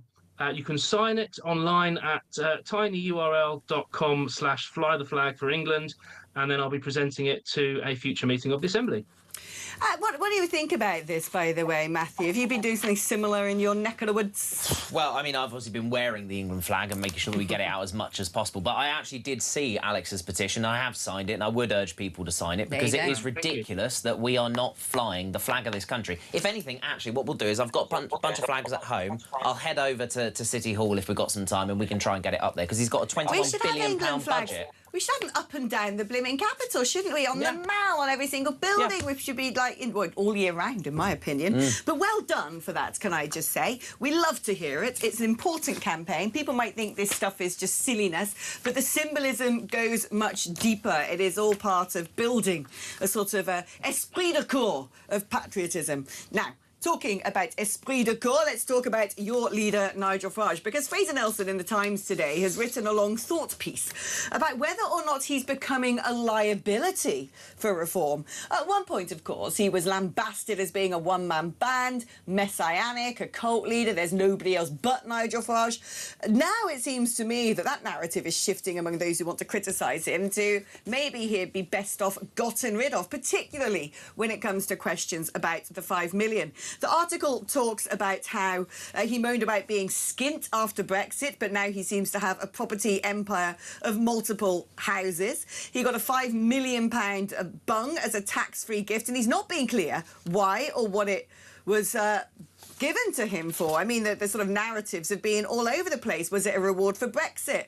Was it for personal security? Is it a lump sum he hasn't touched? And then there are questions being asked about his proximity to crypto billionaires and why policy about cryptocurrency has now seemingly disappeared from the Reform website, and whether or not he's now going to face a by-election in Clacton. Do you think he's going through a bit of a rough patch, Alex? Well, he's a high-profile political individual, and people throw mud at them if you're in that position. And our opponents are genuinely scared about what we're threatening to do to British politics. You're ripping up the political rulebook. The Uni Party, Conservative Labour, really under threat. And so it's unsurprising that anything that our opponents on both the left and the right think they can throw at us, they're going to. But Nigel's a really tough character. You've known him far longer even than I have, and you know what he's like. He's a really tough, determined character. He's looking forward to the challenges ahead. So I do know what he's like, and this is why I ask this question, because little old me used to be his right-hand woman, right? And this was going back 10 years ago, and I realised that his greatest strength was being an inspirational orator, brilliant in TV debates, excellent in interviews, cut through like nobody else, with an authenticity that few politicians could match, if any. And what I've seen lately, if I'm going to be honest with you, is the Conservative Party banging on about Team Kemi, and her profile and her popularity as a result is rising. Her sassy little comebacks at PMQs. Every time I open a news website or look online, it's something from Kemi, talking the talk and looking like a leader. The same thing, frankly, with Burnhamism. I loathe the man, but it's all about Andy this, Andy that, Andy's saying this, Andy's on Reddit, Andy's having a press conference, Andy's rating some posters, you know, Andy. And as the person who used to run Nigel's media, I'm like, where's he gone? What? He used to be the best of the best of the best, of being authentic, of being a leader, of doing things differently, of being... We live in an era of strongman politics. This is Trumpian times now, and what people are calling for is somebody who stands up, who says what they think, who shows no fear or favour, who has backbone and tells the country what the conviction is, what the message is, what their ideology is, what the direction of travel should be. And I feel like I'm not seeing that from Nigel at the moment. What is going on there? Have you got a rubbish team around you? Like, why is he not dominating the discourse like he used to? Well, we're just having, midway through a change of Prime Minister, and I think that's, seized rather a large chunk of the media agenda. And, Andy Burnham had his big launch, his press conference last week, didn't take a single question from the press. That's, completely the opposite of when Nigel does his conferences. The questions from the press go on for, an hour or so, and 30 different journalists all get to grill him, and he's very proud of doing that. And he's answered more questions in press interviews than Kemi and Starmer and Burnham put together, and he's done more events. During those local elections, he was up and down the country, multiple events a day, as he was in last year's campaign. That real energy and kind of stamina is unrivaled by anyone in British politics. I think Boris might have had it once, and Blair had it, but very few individuals in politics that have that kind of level of charisma. Something has changed. Something has changed. People are talking about, is his health okay? People are saying he hasn't seemed to be able to account for or come up with a decent answer for this 5 million. Once upon a time, Nigel Farage was, wear his heart on his sleeve, tell it like it is, didn't want to avoid the big issues, and yet he's been all over the place with trying to explain to the people who actually want to back him what's going on there. Well, look, the 5 million, that's been referred to the commissioner. We'll see what the investigation comes up with, and it's not really fair, or it's not really appropriate for me to comment much more. What was it for? He said it's for his security, and look, you will know as well as anyone, the amount of threat and intimidation and harassment that he faces, and remember, just over 10 years ago, Joe Cox, an MP, was brutally murdered, and more recently David Amos was, and that same thing I'm absolutely, totally, 100% convinced would have happened to Nigel if he didn't have the private security that he has to have. But I get that. As a woman who was by his side for years, I understand that, but I don't understand why he hasn't shut this down.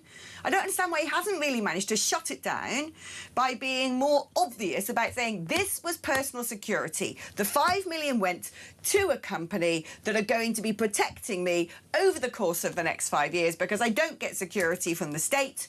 That was a condition of me coming back. Probably should have declared it. That was an error. The rest of this is lawfare. This is a witch hunt. Do I not deserve to be protected? And just bam, come out and say it. But his answers have been all over the place. 1 minute it's Moscow's hacking his phone. Next minute is this was my reward for Brexit. It's a bit loosey-goosey. I'm finding it a bit loosey-goosey. No, not at all. That is exactly what he's set out. But look, the commissioner's going to look at this as well. Let's not prejudge the outcome of that. We're pretty confident that he's done nothing wrong, and let's move on from there. But what's really important, you're right, Nigel needs to get back on the airwaves and fight in the fight about what really matters about saving our country. We had a really successful kind of media campaign last year talking about crime and security, and bringing in the likes of Colin Sutton to really beef up our our policy on that, and that's what we need to keep doing. Keep building the party because we could be facing head office. Everything okay? We really could. Everything okay in head office at Reform HQ? Because I'm hearing a lot of suggestions that it's a bit tumultuous at the moment? Well, head office is growing. You know, a whole load of job adverts have just gone out for various positions because we're building the team. And at all levels we're building the team. The local elections, we're building our team at grassroots level, winning those councils and still winning them week on week on week in by-elections. Only on Thursday this week, another 3 Reform councillors elected. Conservatives making a net loss, as they've done pretty much every week or every month, certainly under Kemi. They've lost councillors under Kemi Badenoch. We're gaining them, and the voluntary party, the branch network, that's growing at a pace, and also the professional side of the parties, our HQ, those new appointments, appointing new head of comms this week, which is great, and we're building, because we could be facing a general election as early as the autumn. We're certainly calling for one because the Prime Minister or the incoming Prime Minister has no mandate. He wasn't elected on that 2024 manifesto. He hasn't set out what he wants to do. He won't face questions from the press. And so he needs to face the public at large. So we're calling for general election, we're preparing for general election, we're ready for that general election, and my God, we'll be fighting to win that general election. Well, if I may be so bold, you may be calling for one, but you might want to shout a bit louder because everything in the papers just looks like this at the moment, because I ain't hearing what you're saying or doing, and I spend my life living between the sheets of the boards and the tabloids. Right, Alex, thank you ever so much. It's always great to have a candid conversation with you. That is my job, you see. I will hold everyone and anyone to account. OK, let's take a short break now. When we come back, I'd love to hear from you. Get your messages in, and if you want to chat to us on the phone, the number is 03444991000. It's your normal network rate. Number's on the screen, but for those of you listening on the airwaves, 03444991000 is the number to also send a WhatsApp message. You can also send me a text, simply 87222. Write the word talk before you write out your message. We're back after this.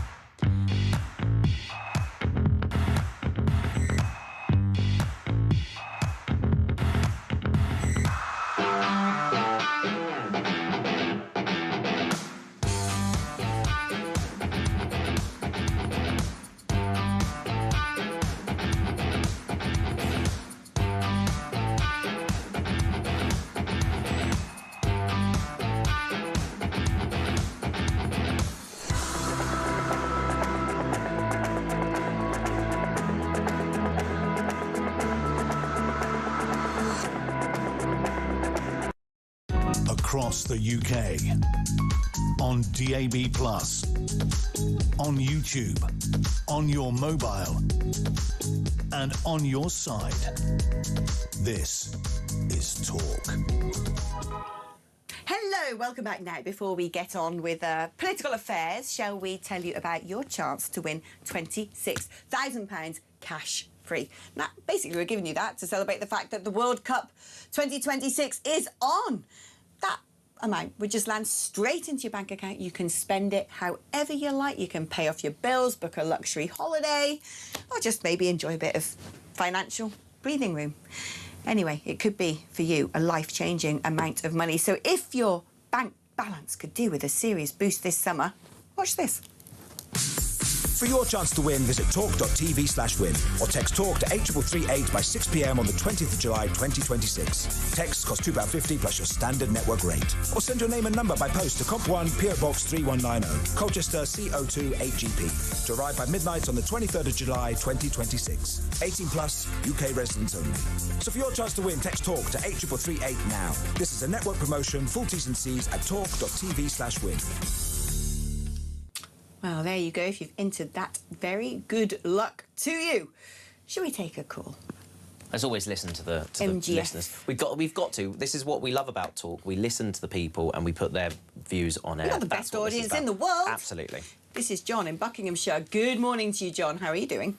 Yeah, hello, Alex. Very interesting, your topics on immigration, and I agree with you 100%. Could I just say, Alex, I'm a native-born Londoner, and I was a little boy in the 50s and that, you know. And when I hear these politicians keep telling me London and Britain's always been multicultural, this is not true, Alex. This is not true. I know. My eyesight is perfectly okay. I was alive then in the early 50s. I never saw all these immigrants.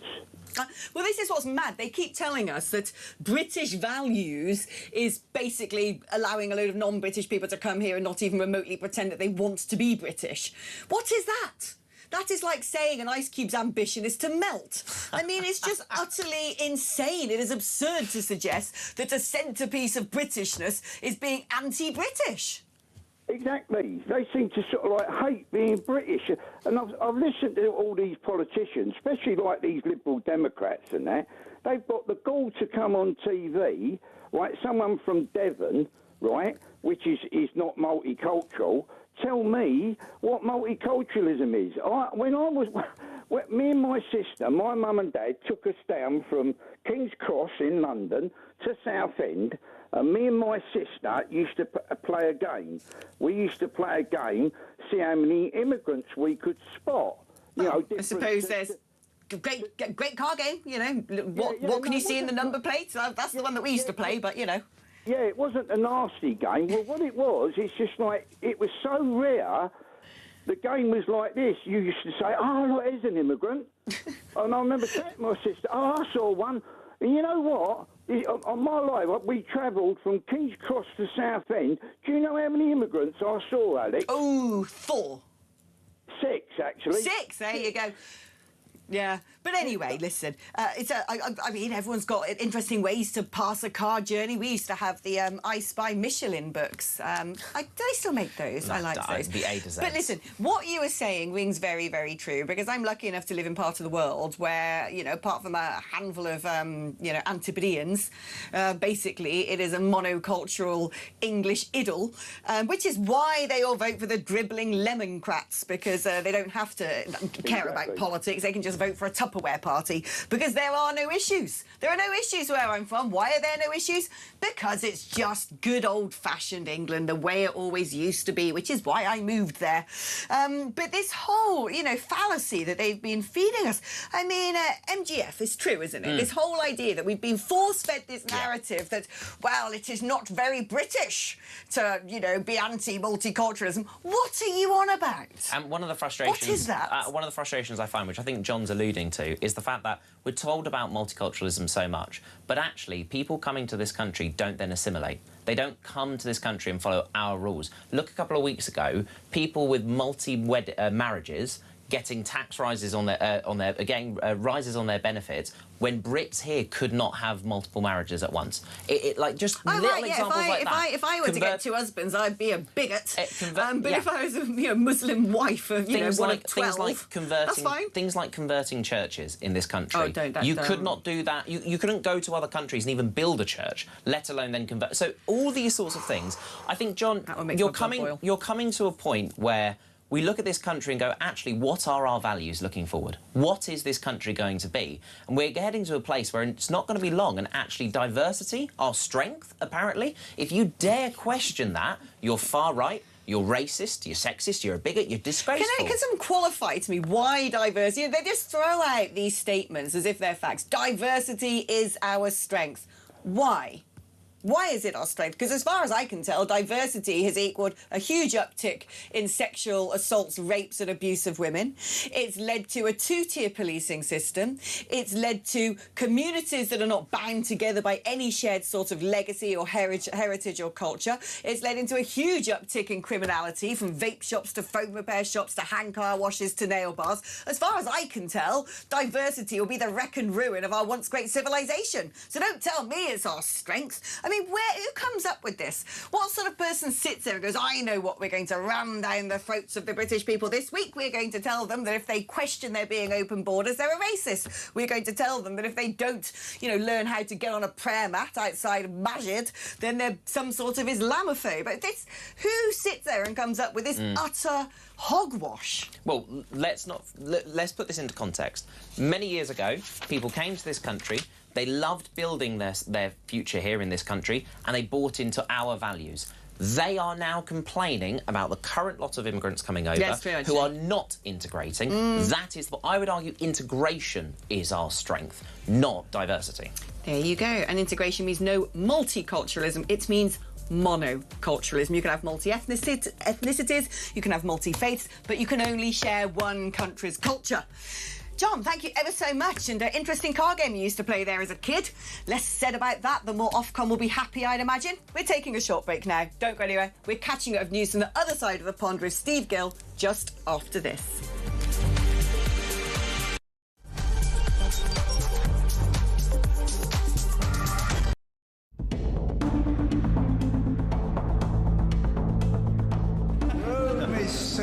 I swear by Almighty God that I will be faithful and bear true allegiance to His Majesty King Charles, his heirs and successors, according to law. So help me God. It's happened before, but it is nonetheless still rather extraordinary that somebody who was only elected or officially sworn in as an MP less than 24 hours ago, in 3 weeks' time, is going to be running the country. Yes, I think it is rather extraordinary. I think the issue isn't whether someone like that should automatically have to hold a general election. If Andy Burnham wants to introduce major changes to our constitution, he's talked about overhauling the House of Lords. He's also talked about overhauling our electoral system, bringing in some form of PR. I think if he wants to do any of those things, he needs a mandate from the public to do them. To try and do them without calling an election, I think, would be a constitutional outrage. I've got an interesting tweet. There's always a tweet, Julia. Yep. If I can just read this out to you from Andy Burnham 3 years ago. We need to start demanding a general election at the end of this Tory leadership election. Well. That was Andy Burnham actually 4 years ago in 2022. So we're saying stick by your word, be consistent, Andy, and when you're Prime Minister, call a general election. The battle is really on, though, for number 11. Who's going to be the Chancellor? Ed Miliband, don't forget, has played an integral key role in this coup, and it is a coup because no one apart from 25,000 good people at Makerfield have voted for this guy. Yeah. So he's played a pretty integral role in undermining Keir Starmer. Keir Starmer and Ed Miliband aren't really speaking. He's going to want a big reward. But, he is, probably the most left-wing person in the government, and he will spook the markets. Lou Hay, I mean, the reality is, look, she served her time. She was cast out of government. The reality is, as you said, she has been central to his campaign. She was central to his campaign in Makerfield. More broadly, she's been central to his campaign to enter Downing Street. He owes her, and she will definitely get a role. I'm not. What do you say to the people that have texted me in their droves this morning? This is a really corny sentence, but it's true. That lawbreakers can't be lawmakers, Dan? Yeah, I mean, but the reality is she's going to get a job. So the answer is yes, they can.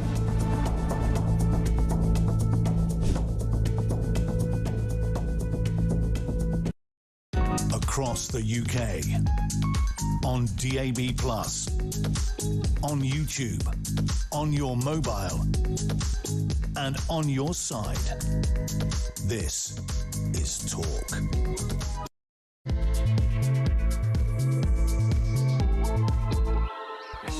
Hello, welcome back to the show. 2 hours has gone already. It's flying. Can I just say, Peter Barnes, if you're watching this on repeat to see how... we should be watching it live, MGF, come on. Or live. Well, if he's watching it live, why is he not here doing it? That's what I want to know. Let's get texting. Where is he? Where is he? Come on, where Peter. is Barnes? Find Although, Barnes. If you're watching it, be afraid, be very afraid, because I think MGF is shaping up quite well. We love Pete Barnes. He's a great guy. I love Pete Barnes. No. Pete Barnes is just like he's an inimitable character. Indeed, and like the fun of this is we're all fun, we're all games, and at the end of the day, we have a great time talking common sense, which is so much needed in this country right now. We do. You know, we're not having any more politicians are elected on manifestos that then, oh, no need for that, no point, don't worry. It's like, we need some common sense in this country, and this is where Look it's at your coming. snatchy little style, ripping up bits of paper, looking down that cat. You got it, It's son. fun. Look, listen, I've only had you for bits and bobs, but the whole 3 hours. Listen, I've been coming on Talk for 2 and a bit years now. I love it. There is nowhere else I would rather be, and I genuinely mean this. This is where we're going to turn around the country. Do you want to read out your CV live on air as well? And name your I rate? didn't work the best part of a decade at the Bank of England, so don't worry about that. Did You know, ya? No, I didn't. That's my point. Because otherwise I could be Chancellor. Oh, blonde moment there. Sorry. I was just thinking. I thought you're 26. I was trying to do the maths there. I was like, what? But no, loving having you here. What do you think, ladies and gentlemen? Should we have him back? Put that out as a poll. Yeah, exactly. Put that one on. Put that one on Barnsley's X timeline. No, don't worry, Barnes. I'm keeping the seat warm. You'll be back. It's fine, and I'll be in that seat next to you. Maybe we could just double up. That's great, actually. It means I'd have Barnes to do. and Matthew with Phillips. It'll be brilliant. Yeah, I would have less to do. It'd be great. I could just sit there and be like, guys, let's talk about America. America. We both did the same thing. Yeah, you got it, haven't you? Yeah. America. Independence Day for them, isn't it? There was something, can I just say, one of my new favourite things that I've noticed Donald Trump doing at the moment, he was talking about how America is sort of like the greatest civilizational achievement since its establishment and then its independence, ever done by humans. Humans. Yeah, I love it. Well, happy Independence Day to America. You know, we had our Independence Day. Happy birthday to you. By the way, my house is older than your country. It's true. It is. Well, we're 4 times older than them in this country, because obviously British Parliament 1,000 years ago, you know, yeah. so... Yeah, we're old. But no, seriously, the bricks and mortar that I live in, that I own, is older than America. Wow. And no. Is it getting renovated by Trump for £16 billion? If only. Painted in blue. He could happily come and sort out my studio in my attic. That's a slow build, I can tell you that much. Right, let's speak now to former White House official. We love him. He's here every Saturday. There's nobody like him. We would never replace him with some sort of, pound shop Steve Gill when we can have the real thing. Hello, Steve. How are you doing? Happy Independence Day. Thank you, or as you guys sometimes refer to it, Happy Traitors Day from the British. Oh, well, do you know what? If I could make a plea to America right now, if you wanted to seek vengeance by taking over our small island and running it, I wouldn't say no. I don't think you'd find much resistance from the right wing of this country. Yeah, the funny thing is that you have all these celebrations going on here. I mean, when you've got the World Cup, I mean, there is just such a flurry of activity, and we've got so many Brits and others that are here seeing America that your mainstream media and mainstream media in Europe doesn't show, and they're falling in love with things like Waffle House, Buc-ee's, Target. Being able to go to Bass Pro Shops and hold a gun. I mean, there's pictures of all these Japanese guys that are going into these gun stores and they're posing and taking pictures. I'm holding a gun. I mean, it's kind of an amazing lead up to the celebration. So, and I think that the beauty of our relationship and again, just from a historical context is, we not only got into that row in 1776, and then there was a second in 1812 when you guys showed up to redo the White House, kind of like President Trump is doing, except y'all used fire. But despite all that, and despite really having some bad leaders sometimes on both sides of the pond, the relationship, I think, between the British people and the American people can't be much better. I mean, it is... I mean, there's some, plotting and poking at each other, but it's like brothers and sisters. You're just us, but you can't spell. Basically. I mean, if we come up with something, you just copy it and make it slightly worse, like The Office, or, you know, even when you had, like, you know, the mean streets of Baltimore in The Wire, it was half of the cast was blimmin' British. But what you can do better than us, apparently, is vote for decent people to run your country. Talk to me about what events are planned for, I mean, 250 years. Is that going to be a whopper of a celebration? Are people going absolutely mad? Do you do all the sort of trestle tables and the snacks and the street parties and the pomp and ceremony and the jamborees and all of that?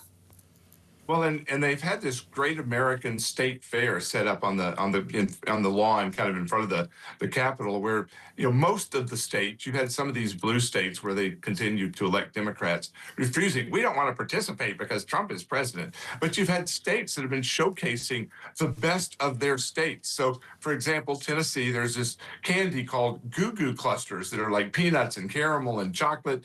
They're going to be giving out Goo Goo clusters at the Tennessee location today. One of the states was giving out biscuits, I guess, as you would call them, but they're like American-style biscuits that were, you know, had a little bit of honey on them. So the states have been showcasing what they do best, and it's been massively attended. You've had, you know, the MMA fight on the White House lawn. Yesterday, they were having all these flyovers of military aircraft that, you know, some in the left are disdaining, saying, it's like a Soviet Union parade. You're showing, you know, fighter aircraft flying flyovers over the mall. So it's been a wide range. And then, like in Nashville, huge celebration tonight. They've got some of the greatest music acts, country music stars are going to be performing, fireworks, and that's having, you know, taking place all over the country. So it is a lot of fun. And then again, you throw in the World Cup in the midst of it, and it's you know, kind of shown the world who America is piece by piece rather than what they see in the media. Oh, it's such a joyful thing. And can I just say, your flyover makes ours look like some sort of, you know, out in the sticks rubbish two-bit air show. You had the B-2 wing going up the Mall. That was amazing. The Mall. I mean, that is a sexy plane. Pretty jealous of that thing, if I'm honest with you. Well, that's good to know. I wish I was there celebrating with you. I really did, because I could do a cheering up right now. Let's talk now about the state of affairs in the United Kingdom, because despite America gearing itself up for its quarter-centennial anniversary, while its old nan of a, you know, progenesis goes senile in a nursing home, referring to us over here, Team Trump has warned that making Ed Miliband Chancellor would be a mistake. Thank you. It would be terrible. I mean, what does America think about the fact it's going to have to be dealing with a different government again in the United Kingdom? Because at one point the relationship between Starmer and Trump looked very good, you know, when Starmer was whipping out invites to state banquets and all the rest of it. Then it got a little bit off. Then Trump sort of said, well, I think he's a decent man, he's just maybe a little bit rubbish. And now he seems to be saying, blimmin' heck, if you're going to put that mad guy in charge of your economy, good luck.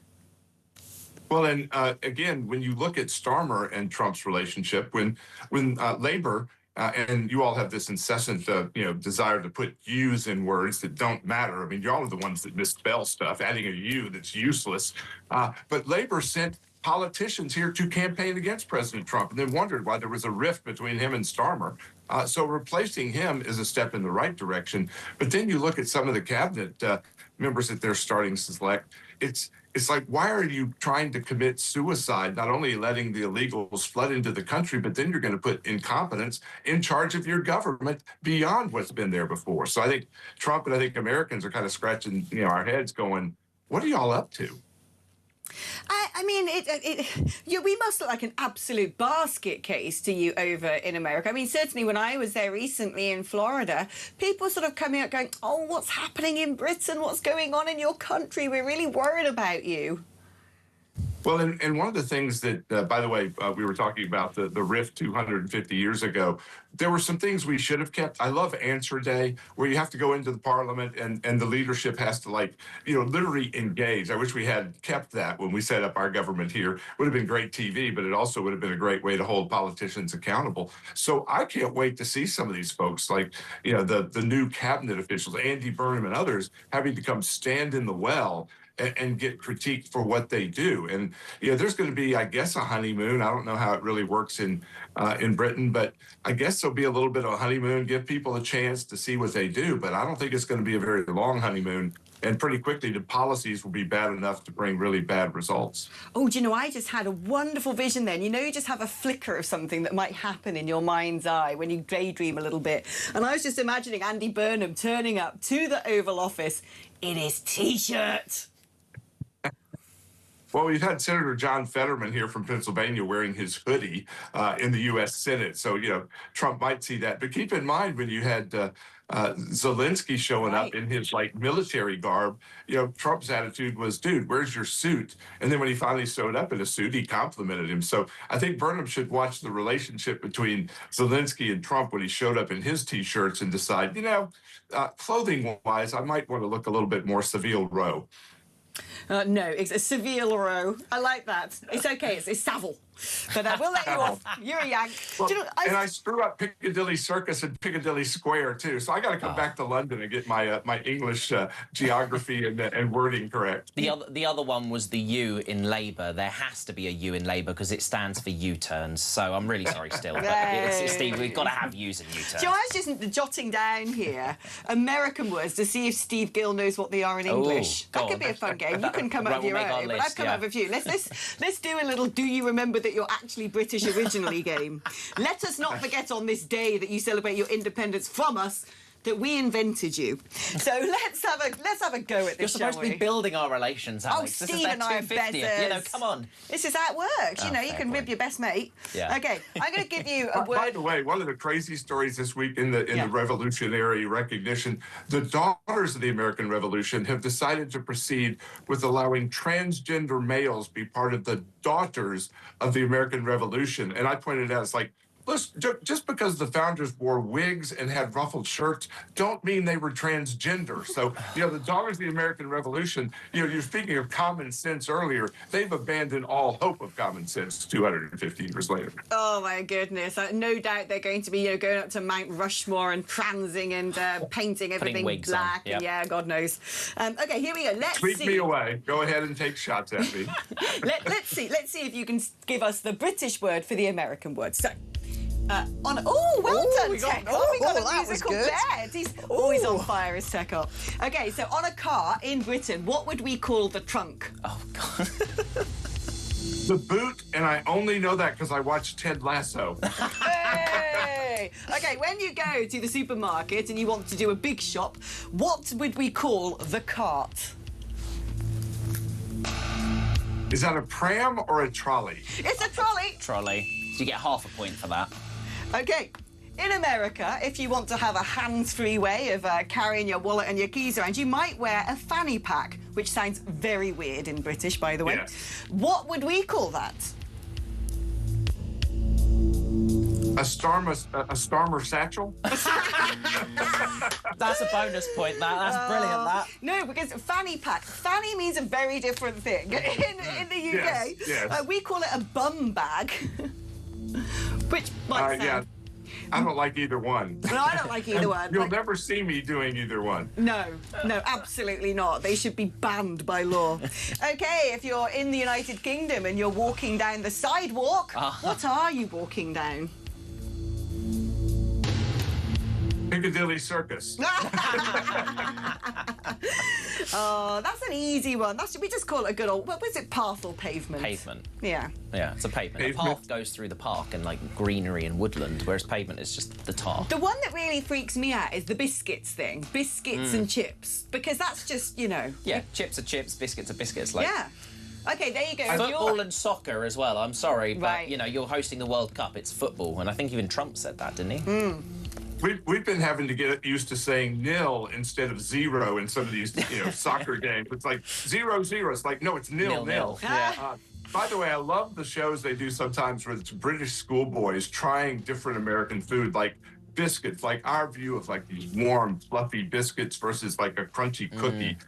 And watching these British schoolboys try American food, whether it's fried chicken or, you've got sausage and gravy, that kind of stuff. So I don't know if you've watched many of those, but those are also kind of an indication of how far apart we are, despite the fact the same DNA runs in us. There's something really beautiful about asking Americans what they think of Britain and Americans asking Brits what they think of America, because it is like, we're cousins. We're so similar in so many ways. And so our differences are just these wonderful wonderful little eccentric, oddities that we get to enjoy. And I don't get beans on toast for breakfast. What is having pork and beans on your toast? That it's like every breakfast in Britain. You got beans on your toast. It's like, and Americans look at that and go, "What the heck is that?" Do you know what? I hate baked beans. They're disgusting. Yeah, full English, Gross. please. No baked beans. Oh yeah, full English is the way forward. But baked beans are grim. The thing that Americans have got over us is they are proud to be American. Their flag is everywhere. They don't have the discussions and debates that we do about, what flag should we have up this month? They wouldn't need Alex Wilson to be doing a petition to get the St. George's flag over City Hall. They are proud. They put their flag everywhere, and I think that is something we need to embody. Yeah, I agree. Is it very flaggy at the moment? Because, I mean, it's flaggy anyway, America. I'd imagine right now it's so flaggy you can barely see a patch of land full of the fluttering flags. Well, and today everybody's going to be wearing this red, white, and blue version, flag wear everywhere else, and yeah, there are flags flying everywhere, and that is. You've got these polls now, they're showing that Democrats are not proud of their country because who is in the White House? Look, we've had 4th of July celebrations with Democrat presidents, Barack Obama and others. That didn't make me hate my country, but the left is so deranged, so anti-Trump, that it is literally a mental disease. And you see these polls that only 36% of Democrats, are proud of America. It's like 90% of Republicans. So, that split that we have politically is carrying over into this disdain they have for the country as well, which how do you move forward when, half the country doesn't like the country? And by the way, there are flights departing every day. These folks could easily leave and go to many of the countries that put in place the stuff that they want. There's all this push, again, politically with Zohran Mandami in New York and pushing, socialist communism. You never see people in Miami and South Florida getting in little rafts paddling to Cuba, but you still have people paddling from Cuba through shark-infested waters to come here. If it's so bad, why do we have millions and millions of people still trying to come here illegally and refusing to leave when they're told to leave and be deported? Same kind of thing with the UK. I mean, if it's so bad, why do all the illegals still want to get there other than to get free stuff? People do like free stuff, and that's why they want to go there. And so many of the illegals here are just here to get free stuff, not to build a nation like, the forebears over the last 250 years did. They didn't come to get free stuff in the 1800s when they were, at risk of disease and Native Americans and everything else. They came to build something, and that's not what we're seeing come here for the most part anymore. I think that's one of the big divides here, and I think in the UK as well. What are you coming for? Right, we've lost the warrior builder class in the United Kingdom. I was sort of bemoaning this to my friend the other day. We've lost masculinity over here. Masculinity has become, buzzword for evil, and I miss that. I miss sort of men making things, industry, housing, And what are you doing tonight for 4th of July, Steve? We have a big 4th of July fireworks thing and music that's going on downtown. I'm going to stay a little bit away. I have a good friend who's living on the 34th floor of a high-rise just outside of downtown. We're going to go on the roof and watch from there and avoid the massive crowds, avoid the massive chaos, and then quickly get home and get to bed. Well, Steve, have one for me, although I am going to go to a 4th of July party tonight. I can't wait. I love Americans. It's going to be all the Republicans as well, none of those woke Dems. I'm going to be in a pool of brilliance, and I cannot wait to celebrate the 4th of July with them. Steve, thank you ever so much, and happy birthday, America. We love you. Right, let's take a short break now. When we come back, we're going to be talking about all things crime with Kevin Hurley, former Detective Chief Superintendent, because there's a lot going on out there that we should be very concerned about, particularly what happens once people are arrested, convicted, tried and imprisoned. Our judicial system has become, well, like the rest of the country, a bit of a joke. We're discussing that after this.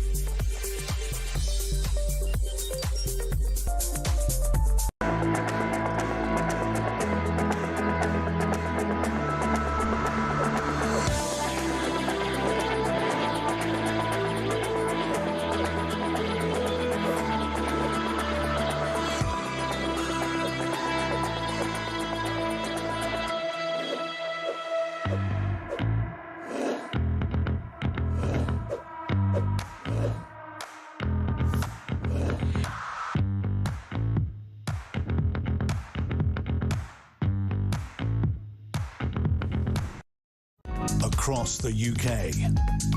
On DAB+, on YouTube, on your mobile, and on your side. This is Talk. Hello and welcome back to the show.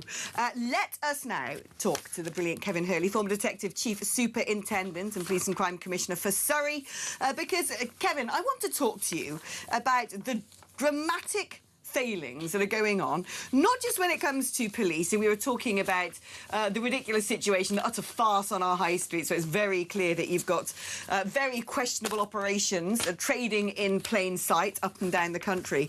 But then when there are prosecutions, when people are finally charged, convicted, when the police have done all that they have to do on their side to reach the thresholds for prosecution, it turns out that these absolute jokers can demand taxpayers' money for appeals, particularly in the instance of the killer of Henry Novak, the vile Vikram Digwa. Well, he and his mother have apparently been given £150,000 in taxpayer-funded legal aid in a shameless bid to overturn the conviction. I mean, this stuff has just got to stop. Yeah, I mean, you're right. I mean, one thing that's worth noting as a point is the prisons are full to bursting. And it wasn't the RSPCA that put them there, it was actually the police. So despite all the obvious problems and failings we see of the police, there actually is nowhere for them to go. But the Digwa case is an example of the way in which our judicial system operates. If you are convicted of a crime, you are perfectly entitled, if you think there are grounds, to appeal. And of course, because that cost is very substantial, because you've got to go in front of an appeal court judge initially to decide whether or not there are grounds to appeal before you then go to the three judges at the appeal court. There are people entitled to legal aid. And of course, Digwa has already had £150,000 of legal aid for the murder case. It is just the system. I mean, although we know what Digwa did is absolutely appalling, and I'm delighted to see that the Attorney General is appealing the sentence as being unduly lenient, because I happen to share that view. Normally the starting point for a murder like this is a 25-year recommendation. Aggravating factors are he then went on to mislead the police about what had happened, repeated stabbing, etc., conspiring with his mum. One would have expected the sentence to have been a life with a recommendation closer to 30 instead of 21 years. But, I mean, these are some of the anomalies of the criminal justice system that we face. And he, unfortunately, whether we like it or not, is entitled to legal aid to go to have his right to appeal to be heard. Oh, it grinds my gears, it really does. I think it should be lock him up, throw away the key, no opportunity to appeal. I mean, you know, however unfair people might think that is, I don't care. But let me talk now about the Independent Office of Police Conduct, because they are set to investigate the two arresting officers for gross misconduct. Do you think, I mean, how do we view this situation? Do we, you know, should they be, I mean, clearly this needs investigating, but at the same time, it does sort of slightly concern me that I kind of feel these police officers have been brainwashed by the College of Policing. Yeah, I mean, it is actually, I think, in a way, what happened tragically to Henry in terms of the initial treatment by the first male responding officer, and it would appear a slightly less experienced female officer, is, I think, part of a symptom of where we are across the whole of the public sector. That the worst thing that can possibly happen to you if you work in the Crown Prosecution Service, the police, the prisons, the NHS, teaching is to be called racist. And what's quite interesting about this particular case, and before I go on, it's quite right that the IOPC are going to investigate their conduct, but there's no surprises here because it's an automatic mandatory referral from a police force if someone dies within 48 hours of being in contact with the police. So the first thing that actually happened, apart from the investigation that started on in terms of the murder, is that the Hampshire Police, at the very start of this, a couple of years ago, referred the matter to the IOPC, and they're only now starting to talk it up. I mean, one of my concerns is actually the Independent Office for Police Conduct, are in many ways very far from independent how they go about their investigations. And the net result of the way they conduct themselves, partly because they're not particularly competent, because they recruit people with very little training or very little life experience straight from university, and then they get them to investigate serious crimes like deaths and so on. One of my concerns with them is this point of independent. The police do not believe they are independent for them. So this now spins back into the point I was making about whatever happens, don't let me be found in any way to be racist. Now, what's interesting about what we've seen with that Novak case, a tragic case, is that if you listened to the tape recording of the 999 call by Digwa's brother, one of the things that you could hear the 999 call operator saying was waiting to see if he would say it was a racist attack. At which point, I think the words he used were, that's what I wanted to know. Right, yeah, because it seemed to me they weren't going to deploy anything to the area unless the magical R word had been used. That was my take. It was a bit like, a bit busy at the moment, don't expect a panda car to come over. Oh, but it's racism, great, we've got teams in the area, we've got units ready, poised to answer your, emergency call as you speak. Yeah. I mean, who knows what their resources were at that particular time. They were probably reasonably busy because it is after pub chucking out time. It's a busy time for police where you get pub fights, people assaulting bus crews and beating their wives up. So it is a busy time, the start of the night duty shift and the end of what they call the late evening shift. It will, of course, have guided some of the decision making. The person will have put racist attack. That will have been transmitted to the responding officers who turned up. So, of course, when they turn up and see an Asian family who are all seeming perfectly reasonable, that is affecting the mindset of the initial responding male officer. And yet, from all of this, we hear there's going to be some sort of inquiry and investigation into these police officers. We know what's gone wrong here. If I can see it, if Matt can see it, if the audience can see it, if the whole blooming world can see it, why don't they just do something about it? Alex, the question is, who is the they? Right. And definitely the they is not the Independent Office of Police Conduct, because they are part of the problem that they bend over backwards to show that they are being completely devoid of what's called unconscious racial bias.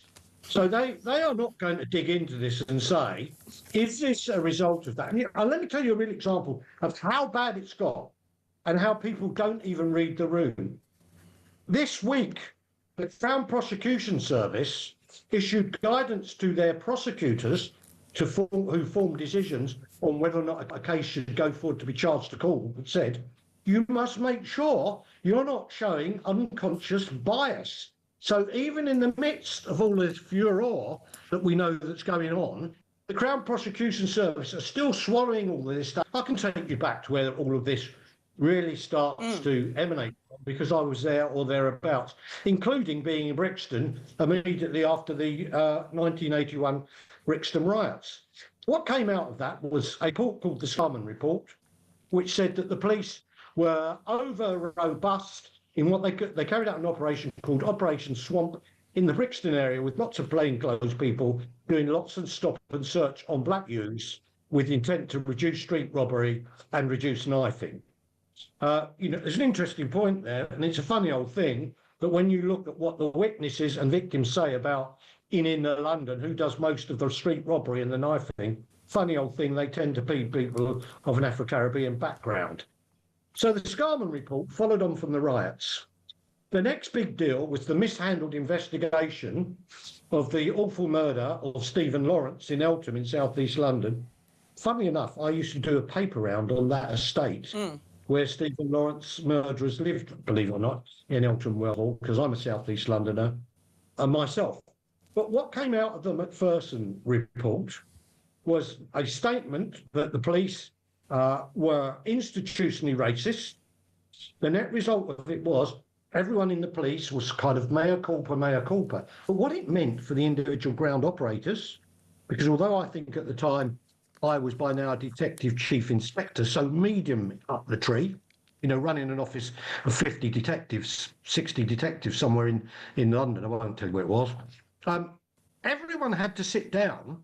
I mean, everyone, for presentations given to them by the divisional chief superintendent, who's a pretty senior person, where they'd be shown videos by black activists talking about poems of slavery and how awful it all was. So from 2000 and so on, anyone in the police was getting that spoon fed to them to not be called racist.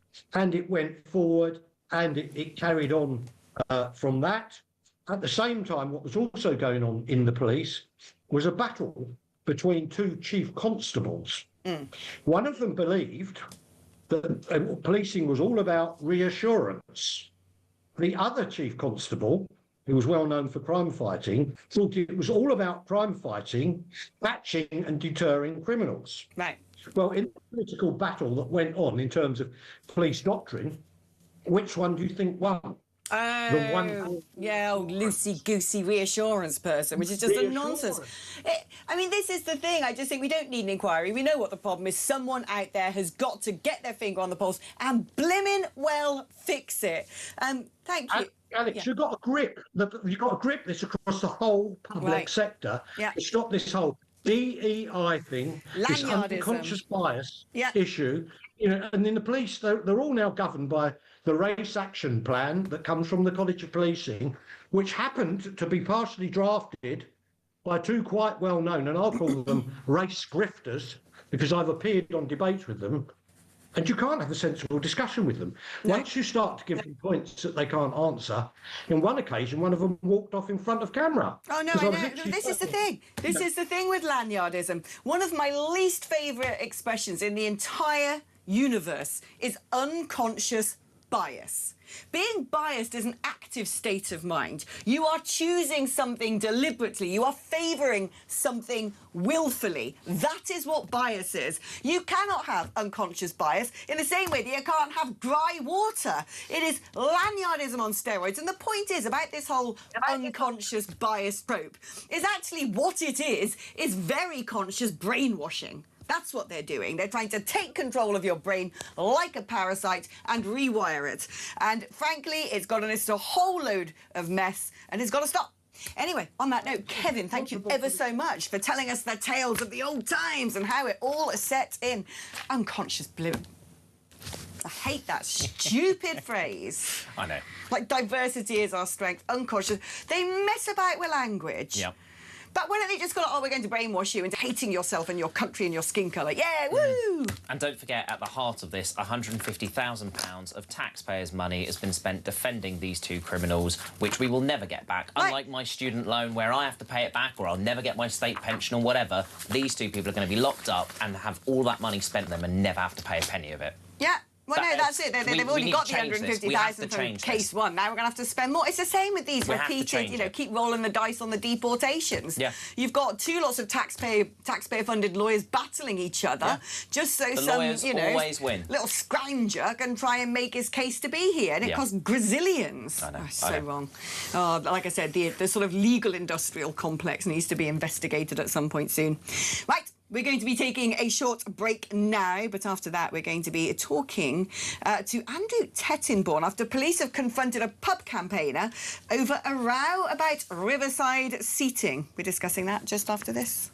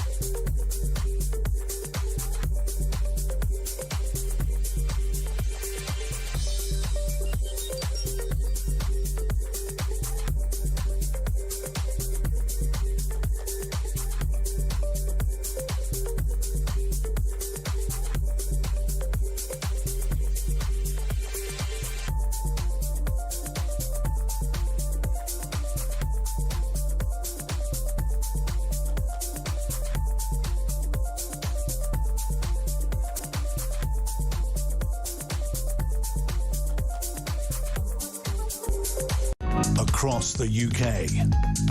On DAB+, on YouTube, on your mobile, and on your side. This is Talk. Oh. Welcome back. There are a few places left in London that feel like London of old. Basically, it's Chiswick. I love a bit of Chizzy. It's great down there, especially the beautiful pubs all along the riverside. On a fine day like this, Sunny you can day, sit you can and get watch out there. gaggles of geese floating down the Thames, a few rowers going by. Have yourself a nice hot girl summer iced tea. That's Alex's special recipe. That is a lager with lime cordial shandy with some ice cubes in the top. Try it at home. Don't Can sneer. we get some of those, please? It's good. Thank you. We need that, you know. Hot girl summer iced tea. Mwah, chef's kiss. Anyway, I've had a few good afternoons spent at the Chiswick Riverside collection of pubs. Who knew that it was going to turn into a screaming row about free speech? All because of this. You've been made aware of posts on, it's not called Twitter anymore, is it? X, where you have spoken about someone's house, not the actual address. Correct. Deliberately not the address. Giving descriptions of where it was. Again, not said the Incident, conversation about lines, not like... Can you explain what this is all about? So this is effectively about tables and chairs outside a pub. That's what it is, right? Let's just dumb this down. Pubs... one of my hats is being a local councillor. Pubs and restaurants and businesses have to apply for a pavement licence to have tables and chairs outside so people can enjoy the sunshine. Now, Communist Britain! Gotta get that pavement licence! This Green councillor was elected, and very quickly the tables and chairs were taken away outside the pubs along this towpath, where they have been for decades. Why? Now, it turns out that maybe they didn't have the licences, so had to renew the licences, and in the meantime, well, you've got to take them away, no one's allowed them whatsoever. But that means in the heat wave we've just had, people haven't been able to go and sit by the riverside, look at the geese going past. That's the whole purpose of going to that pub. And most of all, supporting our pubs in the time when they are suffering under the government. I mean, the Green Party of Bristol are trying to actually ban camera festivals. Now, what this guy has done is protested about an elected councillor doing something which they see as an overreach. And instead, the police have turned up, and instead of take the side of the ordinary British citizen protesting democratically, they have taken the side of the Green councillor who... It's not published where their address is. Councillors' addresses aren't published. We don't know where councillors live for people's personal safety. That's fine. The guy said, as you heard in that video, very clearly, I purposefully decided to keep things confidential, stay below the line. And all of this, at the end of the day, is about some tables and chairs outside a pub. And two plods turn up to deal with the situation. What on earth is going on in this country? Andrew Tettenborn, please can you explain this? I mean, for crying out loud. These pubs are built by the river, deliberately, to overlook the river, to have a nice pint by the river. That is what a riverside pub's all about. Why on earth would a councillor want to prevent that from happening? Why on earth are the police getting involved? What does this mean for the future of humanity in communist Britain? Well, you're absolutely right. The police, in a sense, have started behaving rather like some Wild West sheriff who isn't particularly concerned with whether someone's breaking the law, but says, just shut up and ride out of town as soon as you can. And that's it. Taking it slightly more seriously, because this is awful, taking it slightly more seriously, it follows on, actually, from what Kevin was saying a little bit earlier on. Well, he's pointing out that the police have been quietly taken over, captured by a well-meaning anti-racist establishment. What they've also been captured by is the lanyard-wearing political establishment. You and I, if we see someone making a nuisance of themselves and ring up the police, will probably be told, all right, we'll note it as an incident, but we haven't got the people to do it. If it's a councillor ringing up, if it's some local bigwig, increasingly they're getting preferential treatment. Now, I say this because the police actually have form on this. Go back to last year. There were at least 3 incidents last year where something like this happened. And I did actually check them up. January last year, someone complained online, thing they knew. The headmaster or the headmistress of the school hadn't simply said, well, you know, this is part of the job, I've got to take the flak. She got on the phone to the police and said, do something about them. The police came, they arrested them, they held them, I think, for about 12 hours. The good news there is that about 6 months ago, the police did actually admit that they'd gone way over the top and paid them 20,000. Middle of last year, you had a couple in Boreham Wood who, again, were, in Hebden Bridge, who were complaining this time about a councillor's, I think, cancelling an event because it wasn't trans-inclusive enough. Again, what did the councillor do? Ring up the plods, send them round and say, this is intolerable, get them shut up. And it's happened again with fire services and all sorts of local bigwigs. What the police need to do is to, in a sense, grow a backbone and be prepared to say to anybody, look, we police without fear or favour, and even if somebody is a councillor, a local bigwig or whoever, we must be prepared to say to them, sorry, we're not going to get involved. Now, having said this, there's another point as well. I've absolutely nothing against the two coppers who went round to talk to this guy in Chiswick. They'd clearly been told to do so. Yeah. And I think very often, actually, what we have in the police is an example, what was said about the British troops in the First World War, lions led by donkeys. Right, yeah. And I think a lot of it is sort of serious managerialism. Senior managers in the police are very busy, no doubt, going to strategy conferences, conferences on the way forward in international policing and so on. What they're not doing is keeping their finger on the pulse. Now, the mark of good management is that you keep your finger on the pulse, you stand behind people who may have got it wrong. You may then give them a wigging, but you stand behind them and you support them. One thing I think, which is very often the case, is if you've got an ordinary copper in the street, someone says, oh, that guy is saying something I don't like, especially if the person complaining is slightly important.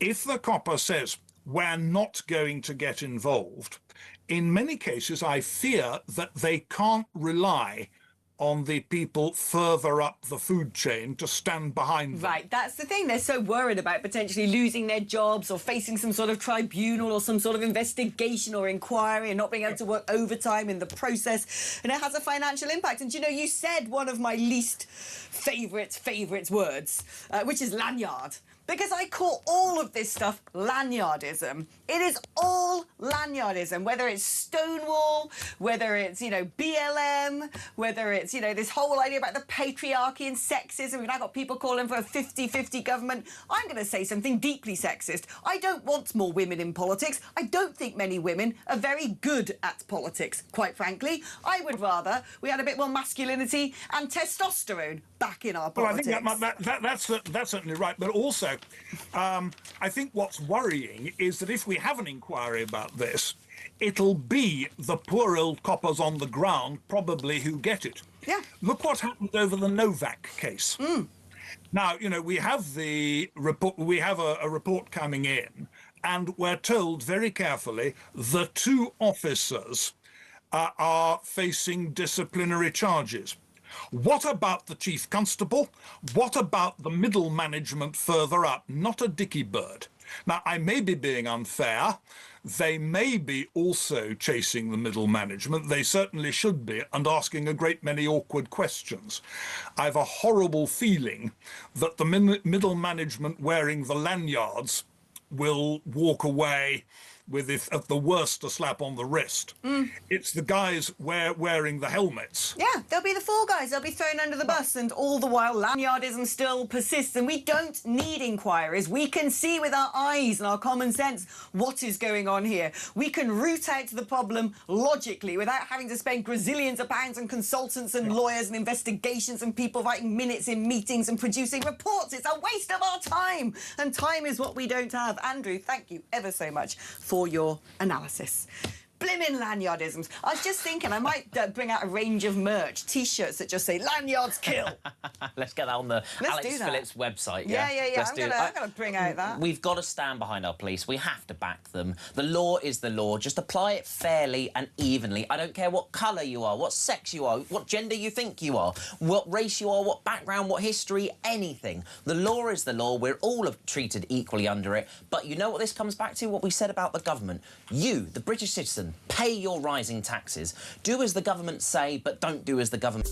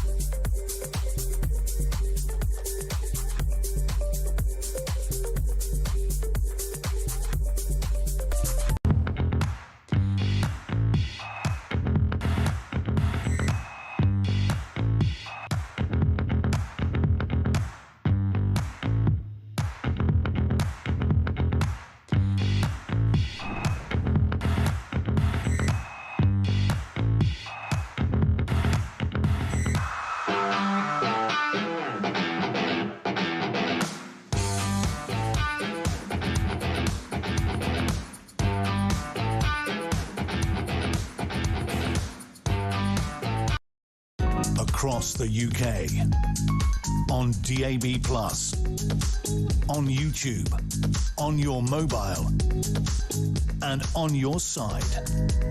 This is Talk.